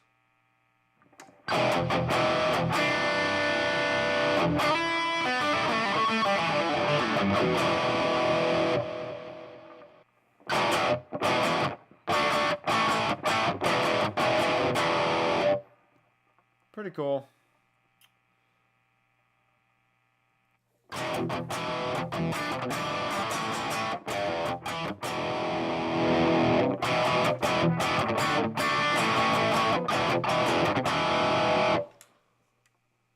Planning how to get feedback with the Headrush feedback pedal.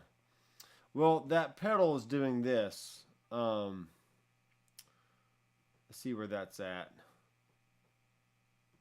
Feedback.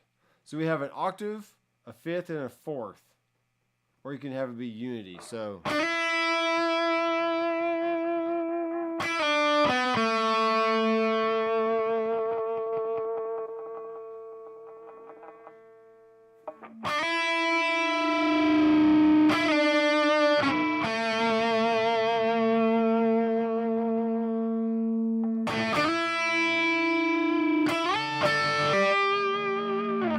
So we got stuff like that. We can do an octave.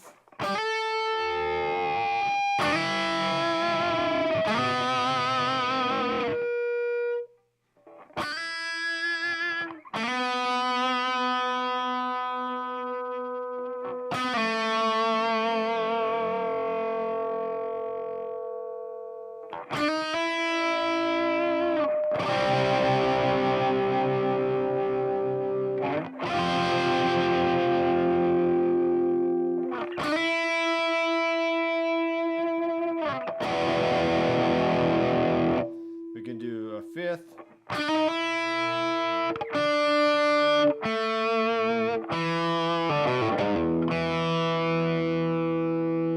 So it's really not like true feedback. It's just this is kind of like a synthetic kind of feedback effect. It's really more of an effect than like a natural occurrence that's happening.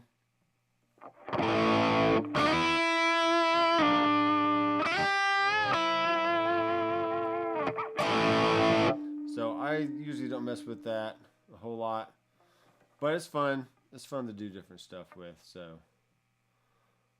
let's try the gate. This is like the hush pedal.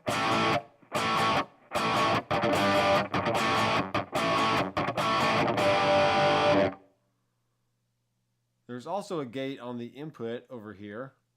Just set your threshold up to where it's not cutting off your sound too much. Noise filter.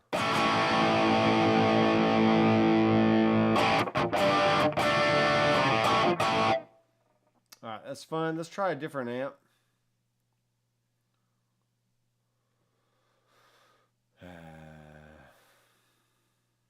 Let's try some of the PV stuff.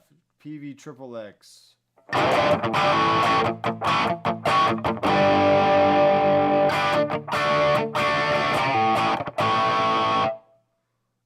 It is what it is. Lead. Let's try a different cab. When in doubt, use a different cab. Let's use a stock Headrush one. Let's go with a vintage 30.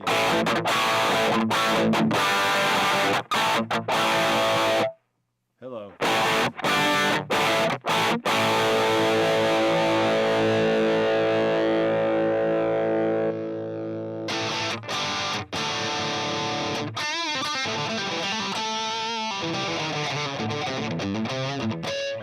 Alright, so this is what's happening with my alternate guitar source. If I have any of these highlighted, this means it's going to only send out the output that I have. How is that working? No. The alternate guitar source is going to bypass the cab in the output that you choose. Okay, otherwise, so if you choose 1/4 inch, it's still going to send it full out the XLR output. If you choose XLR, it's going to send it full out the 1/4 inch, but not the XLR. So if you don't want it to bypass at all, then you would want nothing chosen right here in this lane. I hope that makes sense. All right, we've been going here for quite a while, but let's just I'm just kind of experimenting.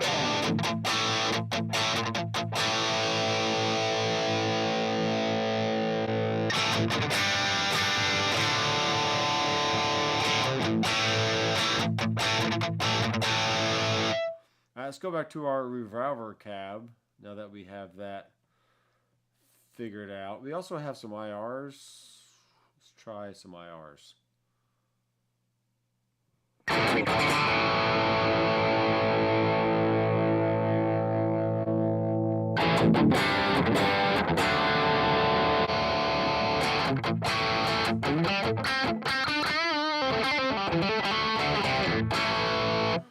And with IRs, you also have a you have a high cut and a low cut, which is very nice to have. Cut out a lot of those highs there, about 5K up.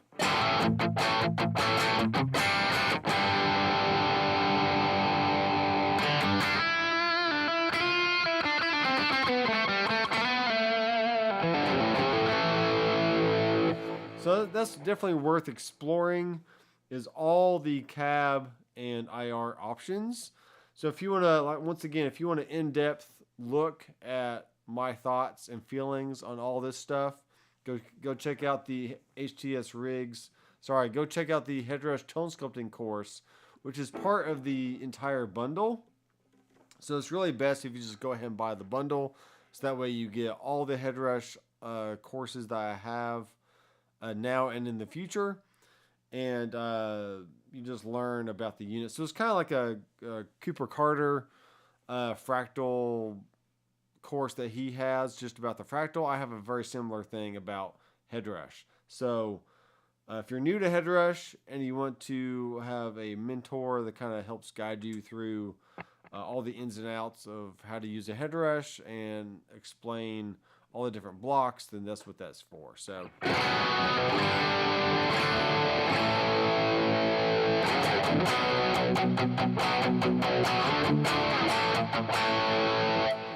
okay, that sounds good. I'm gonna go find angle.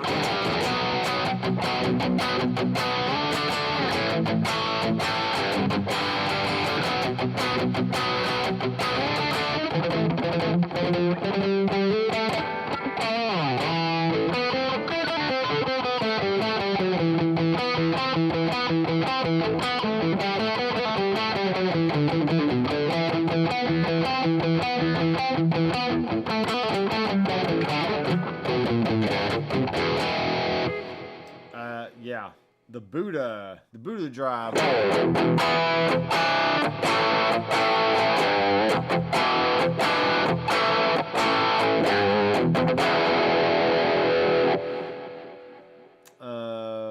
PV Masterpiece Lead. Okay,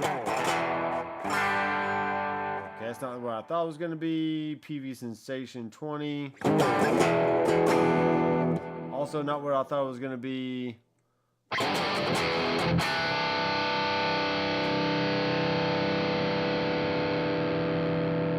Yeah.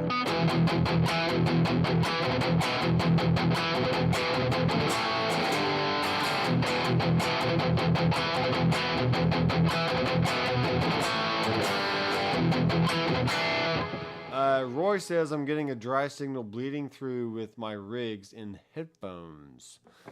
So you may have in global settings, if you can kind of see that, which I think you can. In audio, what we have here is a guitar input and you have a guitar out, and that can be any one of these. Right now we're doing a 1/4 inch output, right? Now, it's very possible that your alt guitar source is set to maybe rig input, possibly. And that could be also be set to headphones. So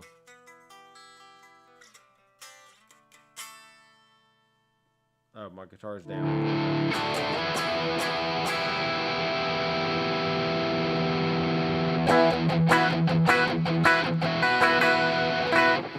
And that's what it is. So you got rig input selected as your guitar, alt guitar source. And then the alt guitar out is set to probably phones. Let's turn all this off.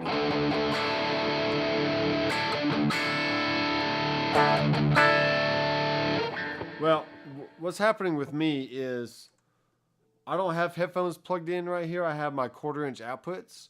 So what's happening is if I have my 1/4 inch assigned to my alt guitar out, I'm essentially sending my dry guitar out. But what's cool about that is this. For recording, you can send a dry guitar to an output, then also send a full rig to the XLR, so you can have a dry guitar being recorded and then a wet guitar being recorded. And that's going to be a video for another day because that's a stinking great video. So I'm going to do that for sure. That's a great way of doing that. Great way of doing that. So yeah, you need to check your alt guitar source to make sure it's set to it's not set to rig input, or alternatively just don't have anything selected for XLR or 1/4 inch or phones, and that should get you going there.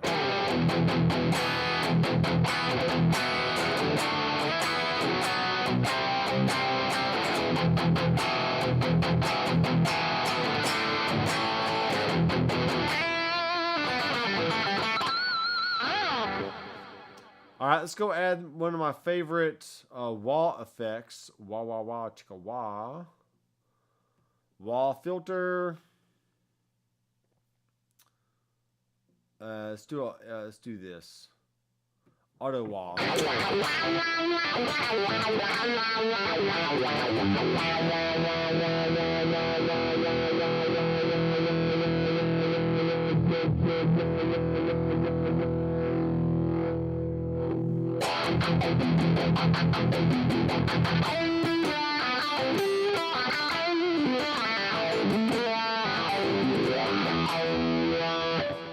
So essentially what I did there was I just slowed down the LFO rate so it has a very slow sweep. So pretty much whatever I play sounds halfway decent. And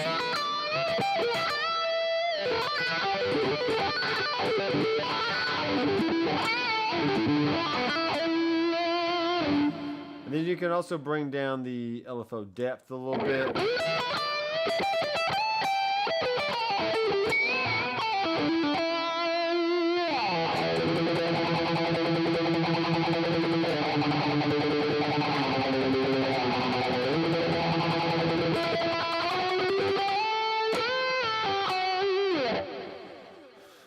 Oh man, that's butter.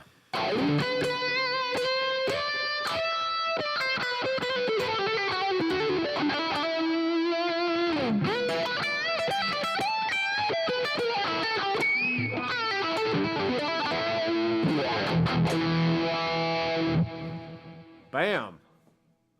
So I need to assign that to a switch really bad. Let's do this. Let's do this. L filter, green, stuff like that. We'll change. We need to change the color. The color of that. Change our bank that we're on. So filter. Let's make the filter be red. And we'll make the delay be blue.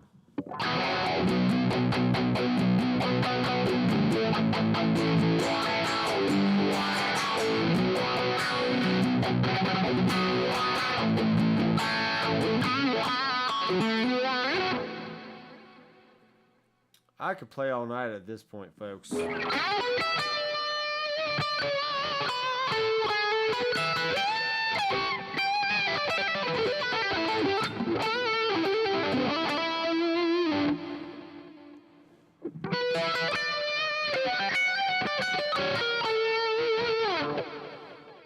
Mode. Let's change the mode.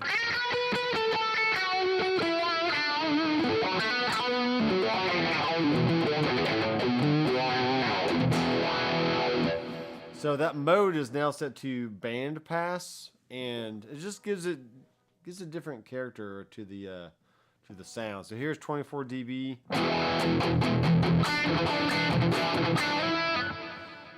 And then we got high pass filter.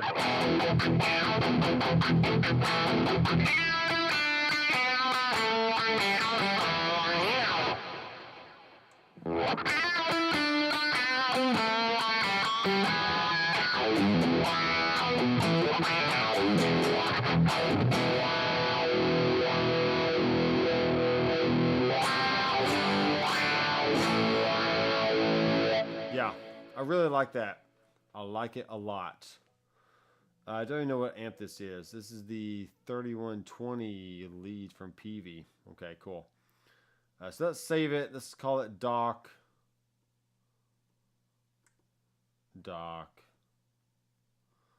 Metal.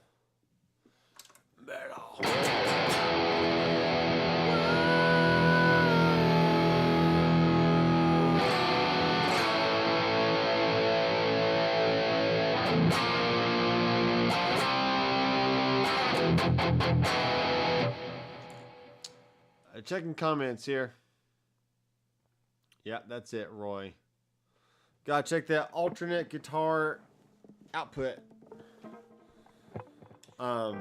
That's one of the things I loved about the original Headrush pedal board is you can do that kind of stuff.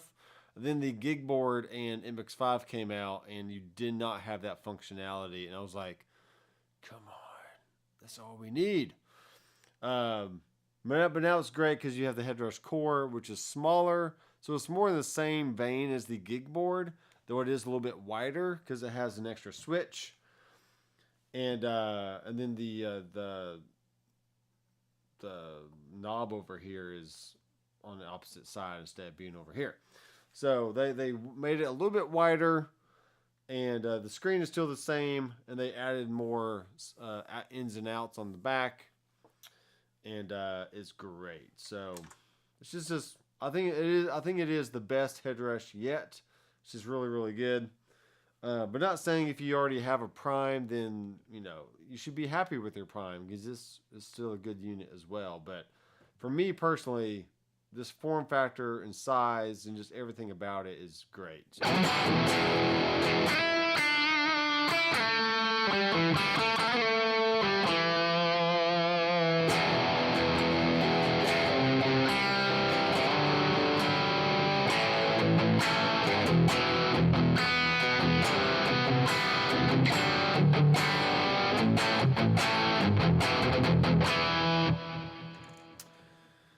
Yeah, that's money. That sounds really good. Derek, that's what I'm using. I'm using the air filter as my auto wah. So it even says right here on the preset, it says auto wah. And right now I will save the effect and call it Doc Cock. Because it's like a cocked wah kind of sound. Doc Cock. So now I can just turn that on.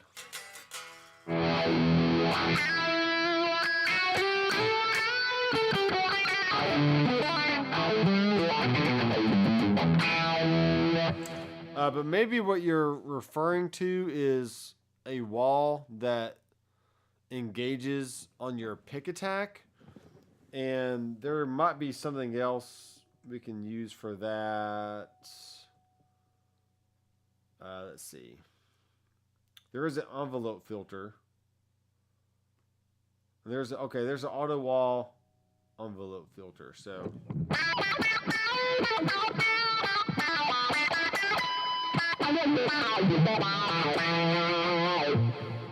so this is pretty much like the DoD envelope filter pedal. Yeah, pretty much just like that. So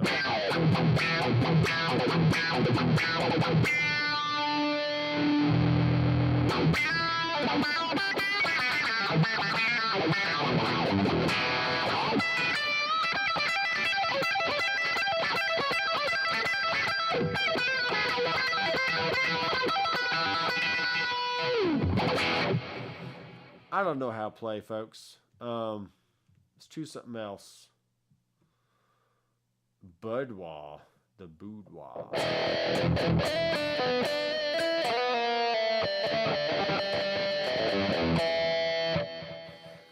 I have a pedal somewhere. I'll have to do that in a separate video. I have a Mission Engineering Headrush expression pedal that I'll just have to use in a video to experiment with all the different wah pedals and volume pedals and stuff like that. There is some distortion and fuzz stuff. Octafuzz.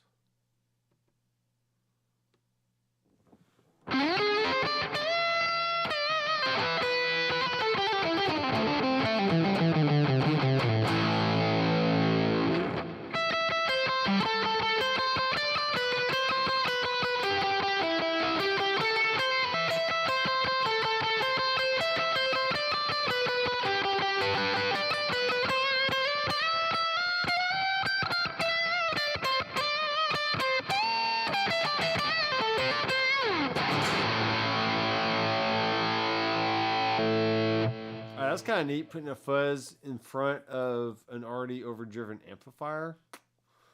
That can be cool.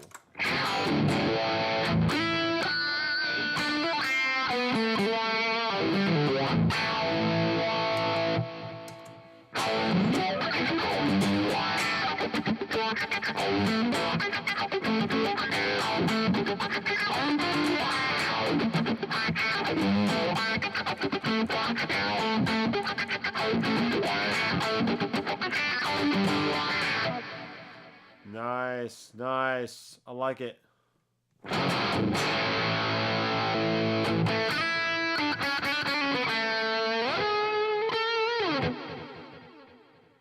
Alright, checking comments here. Name mine Mick Wah. Ooh, I like that. I like that. Yes. I'm not sure if I want the Prime or the Core now. I have the MX5. Well, as far as the price goes, the Core is $9.99 and the Prime is $12.99. I think $13.99. I don't know. I think it's $12.99. So for $300 more, you can get the much bigger version, but it also includes the treadle, which is your expression pedal. It has more switches, stuff like that. So it just really depends on how small you need it to be. If you like the size and the form factor of the Core, First off, if you like the size of the gig board, then you would like the core, because the core is just slightly wider, but it's the same depth as what the gig board was. And then I think the Prime is slightly bigger than the pedal board is now. My mini split is moving, is making noises. I thought somebody was back there.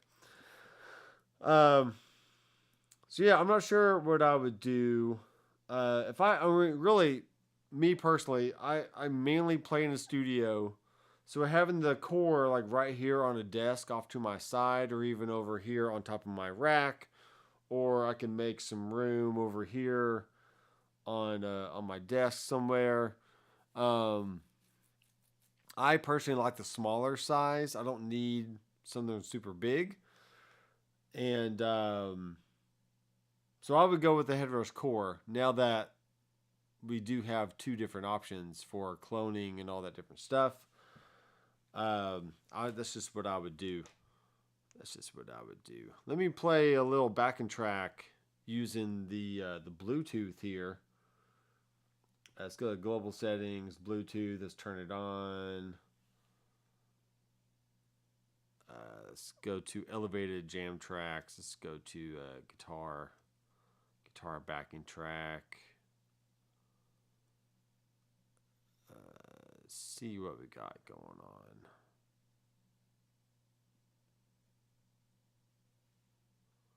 Not sure how this is going to work. Let's go to settings, Bluetooth, Headrush core.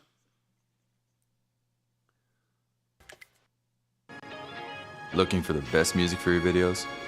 Then you should check out Artlist. All right, now from a word from our sponsor. All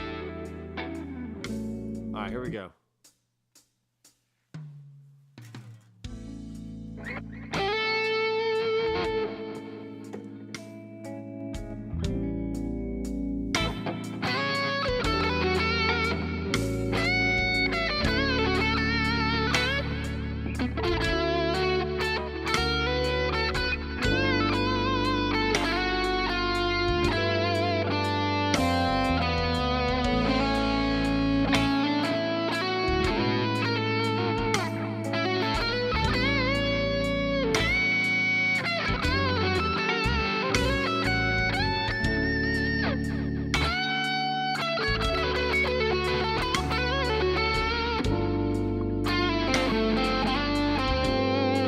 That chord is. So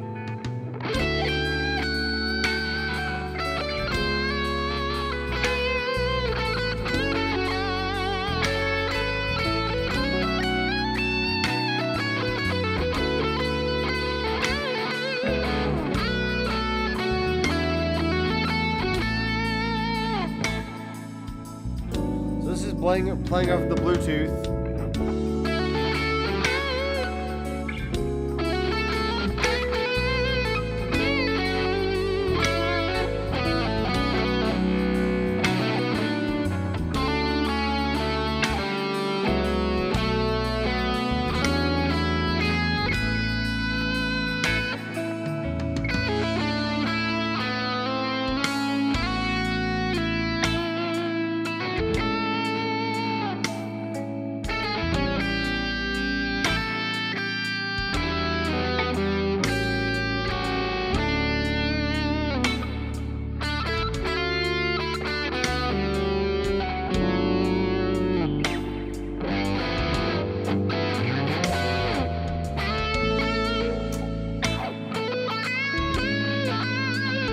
Wah pedal.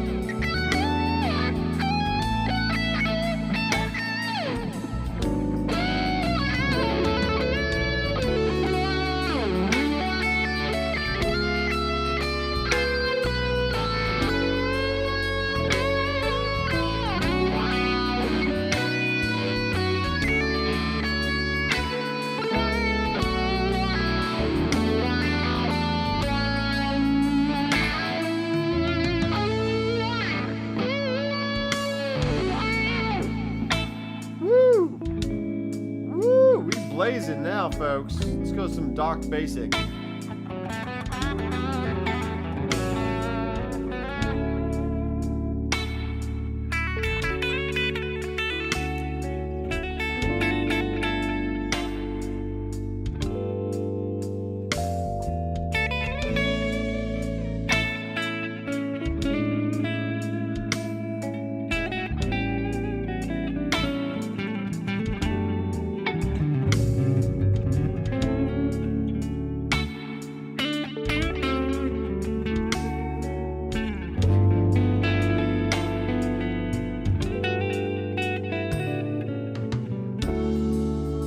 Alright, cool.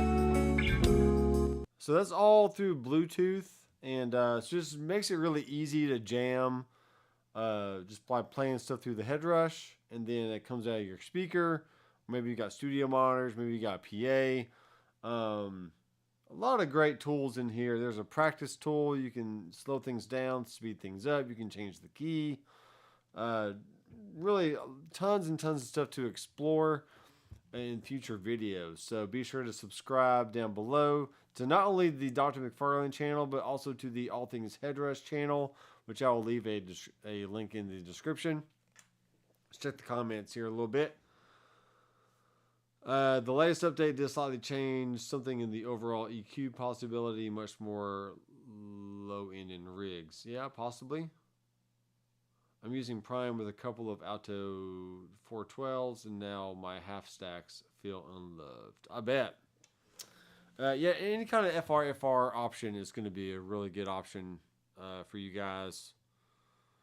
And I have a Laney LFR 12 over here, and I haven't really used it a whole lot with the Headrush yet. I mainly use it with my fractal stuff, but I will be plugging in the core through that Laney and doing some videos with that as well. So it's going to be cool.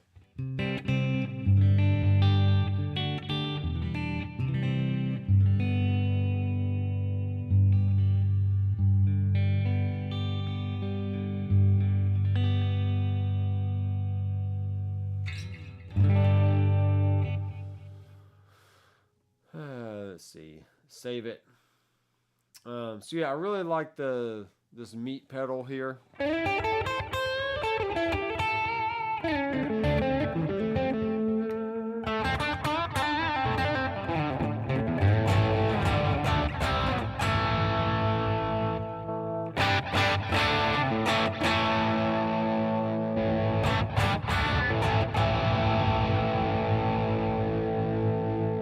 Yeah, very interesting. Very interesting. I missed out the original HR pedal board, so I got the MX5. Then the Prime comes out, ready to pull the trigger on it. Now the core, I do, however, use the expression pedal.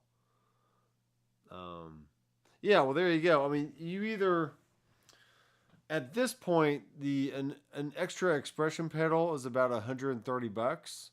So if you buy the core for $1,000 and then add on the expression pedal, you might come out ahead depending on how small you want that rig to be. But if you want to just have everything all in one, then I think the Headrush Prime would be a better solution if that's really what you're wanting. If you don't mind the bigger size and more weight, but you do like having that expression pedal built in, then maybe the Prime is the best way to go. I don't want to tell you what to do, but it just sounds like that's kind of what you're leaning toward, and the money is really not that much more. Now I know with tax, it's probably going to be in more like the $1,400-ish range, and even with tax on the Headrush core, it would be like probably $1,150 out the door, maybe. I don't know. I don't know if they add $150 worth of tax, but whatever your tax rate is in your state.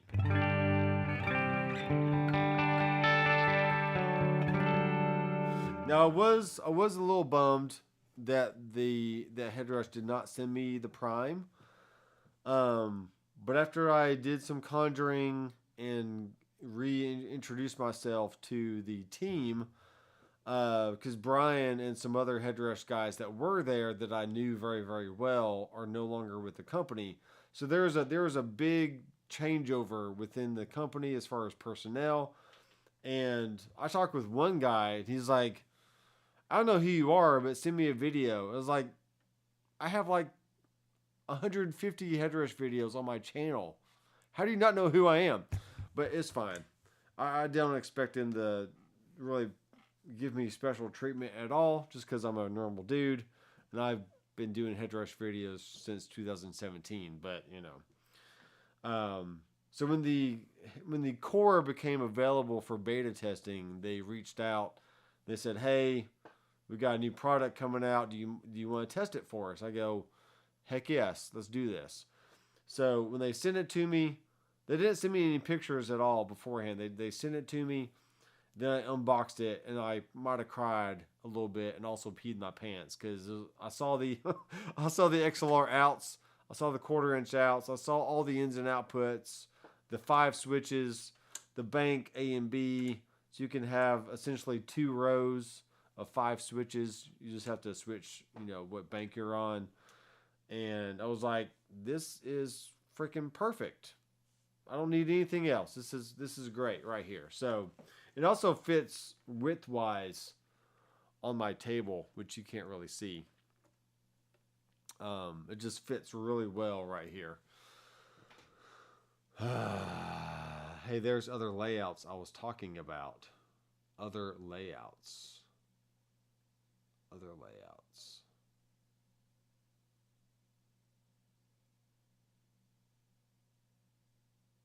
Hey, there's other layouts I was talking about. Well, yeah, you can go to, shoot, I'm trying to tap. So you can go to the split down the middle. You can do split up front. You can do guitar and guitar. You can do microphone only. You can do mic and guitar. Check 1 2, check. And then you can do guitar only. So there's all kinds of layouts you can choose from, but you can't customize the layouts yet. You just have to kind of stick with what they give you.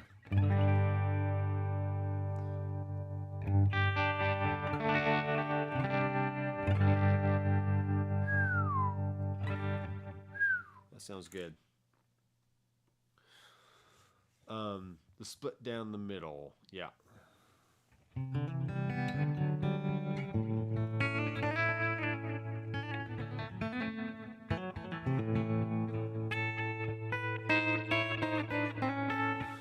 DC, send me a friend request on Facebook, and we'll chat it up about music and Headrush and stuff.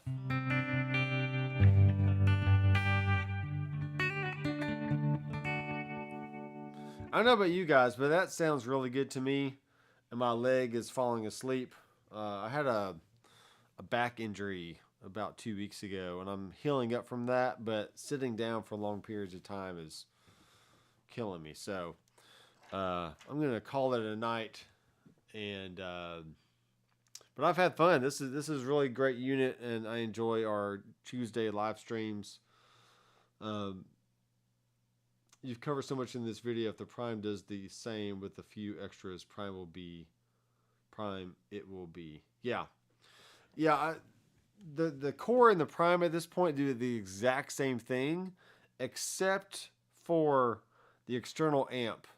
If you want to switch amp channels, then I'm pretty sure you can't do that with the Prime.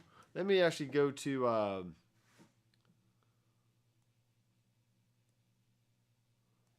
thanks, Roy. Yeah, I'm always happy to help, teach, and guide and inspire in any way I can. But right now, I'm going to go to the Headrush website here and headrusheffects.com. And let's see if I can change my view here. That's not what I want at all. No, it's not what I want. Okay. Let's go look at the prime real fast. We got boards. So now we have the core, the prime, the MX5, the pedal board, the looper board, and the gig board. So we're going to compare boards here.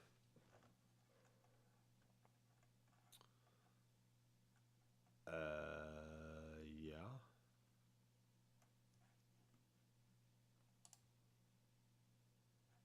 Okay, that's not what I was thinking it was going to do. So we're comparing the legacy boards, but they don't have it. They don't have the other boards compared.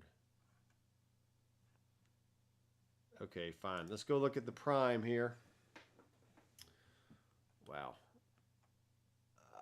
Let's look at the back. I want to zoom in.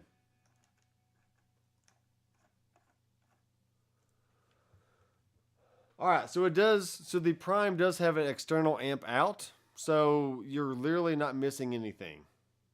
They both do the exact same thing. So what that means essentially is you can send an output, a 1/4-inch output to a Marshall or a Rocker Verb 50 or any amp that has channel switching, and you can use that output for your channel switch. So we have a mic input, a guitar input, an expression pedal, tip or heel and toe, stereo effects loop, send and return. Yeah, we have a mono output, and then we have a left to right XLR. We have MIDI, then USB, and all that stuff. So, all right, cool. We did it.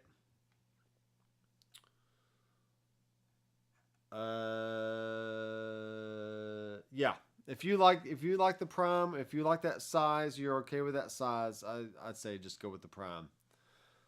Chad.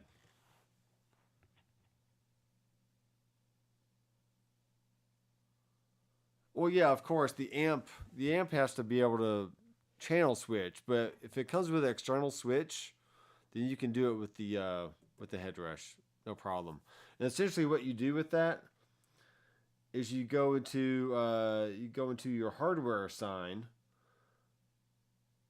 and you're going to go to EXT amp, and you have a tip, a ring, and a both. So from there, you can go in and you can make this. So you can have tip, ring, or both for per scene, or you can just assign it to a switch. So right now, what am I going to do here? All right, so here's my external amp. So I can change that.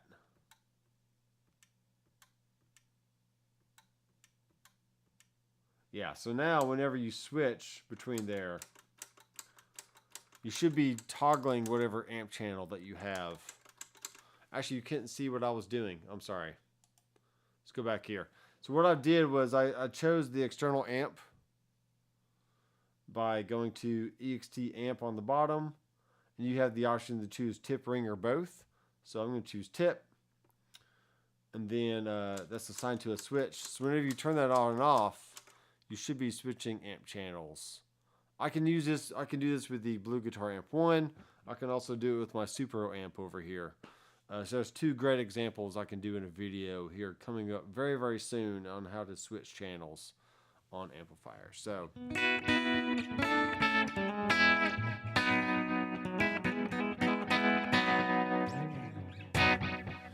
All right, guys.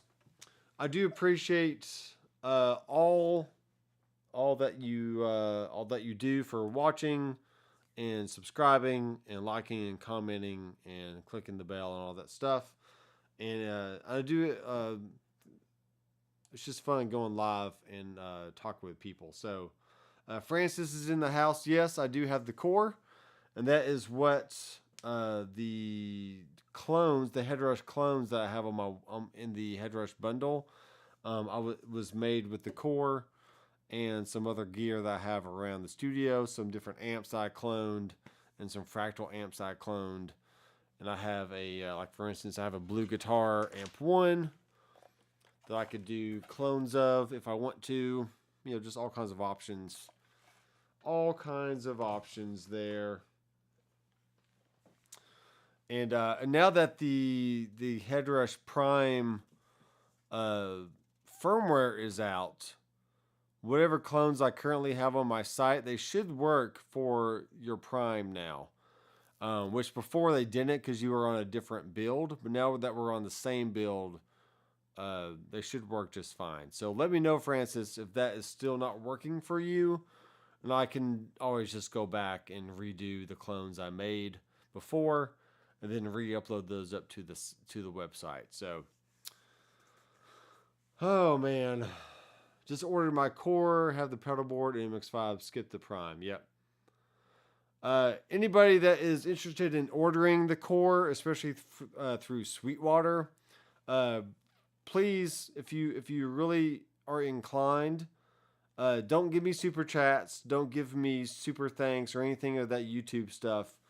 Either buy products from my website and or use my affiliate links in the description of any of my videos. So if you're going to buy from Amazon, click on one of my links and I get a small commission from that. If you're going to order anything through Sweetwater, once again, click on any of my Sweetwater affiliate links, go find the product that you want to buy, add it to your cart. I get a small a very small commission from that, but every little bit helps.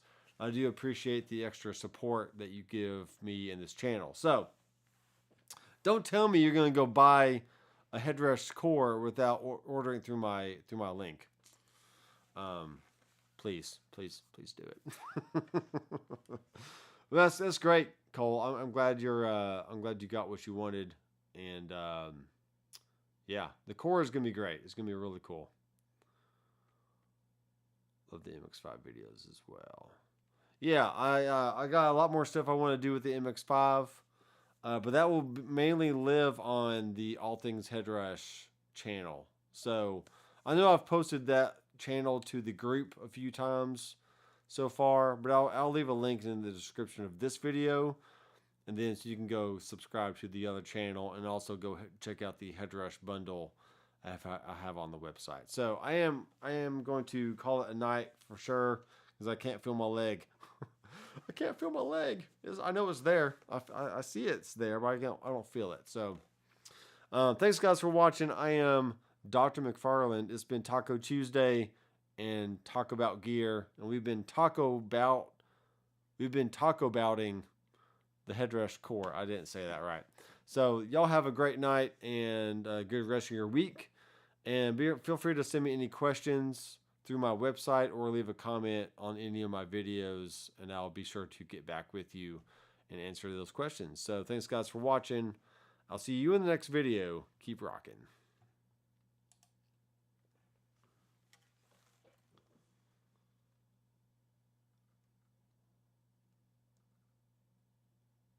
By the way, when I updated my Prime to 3.1, your clone pack now works. Nice. Nice.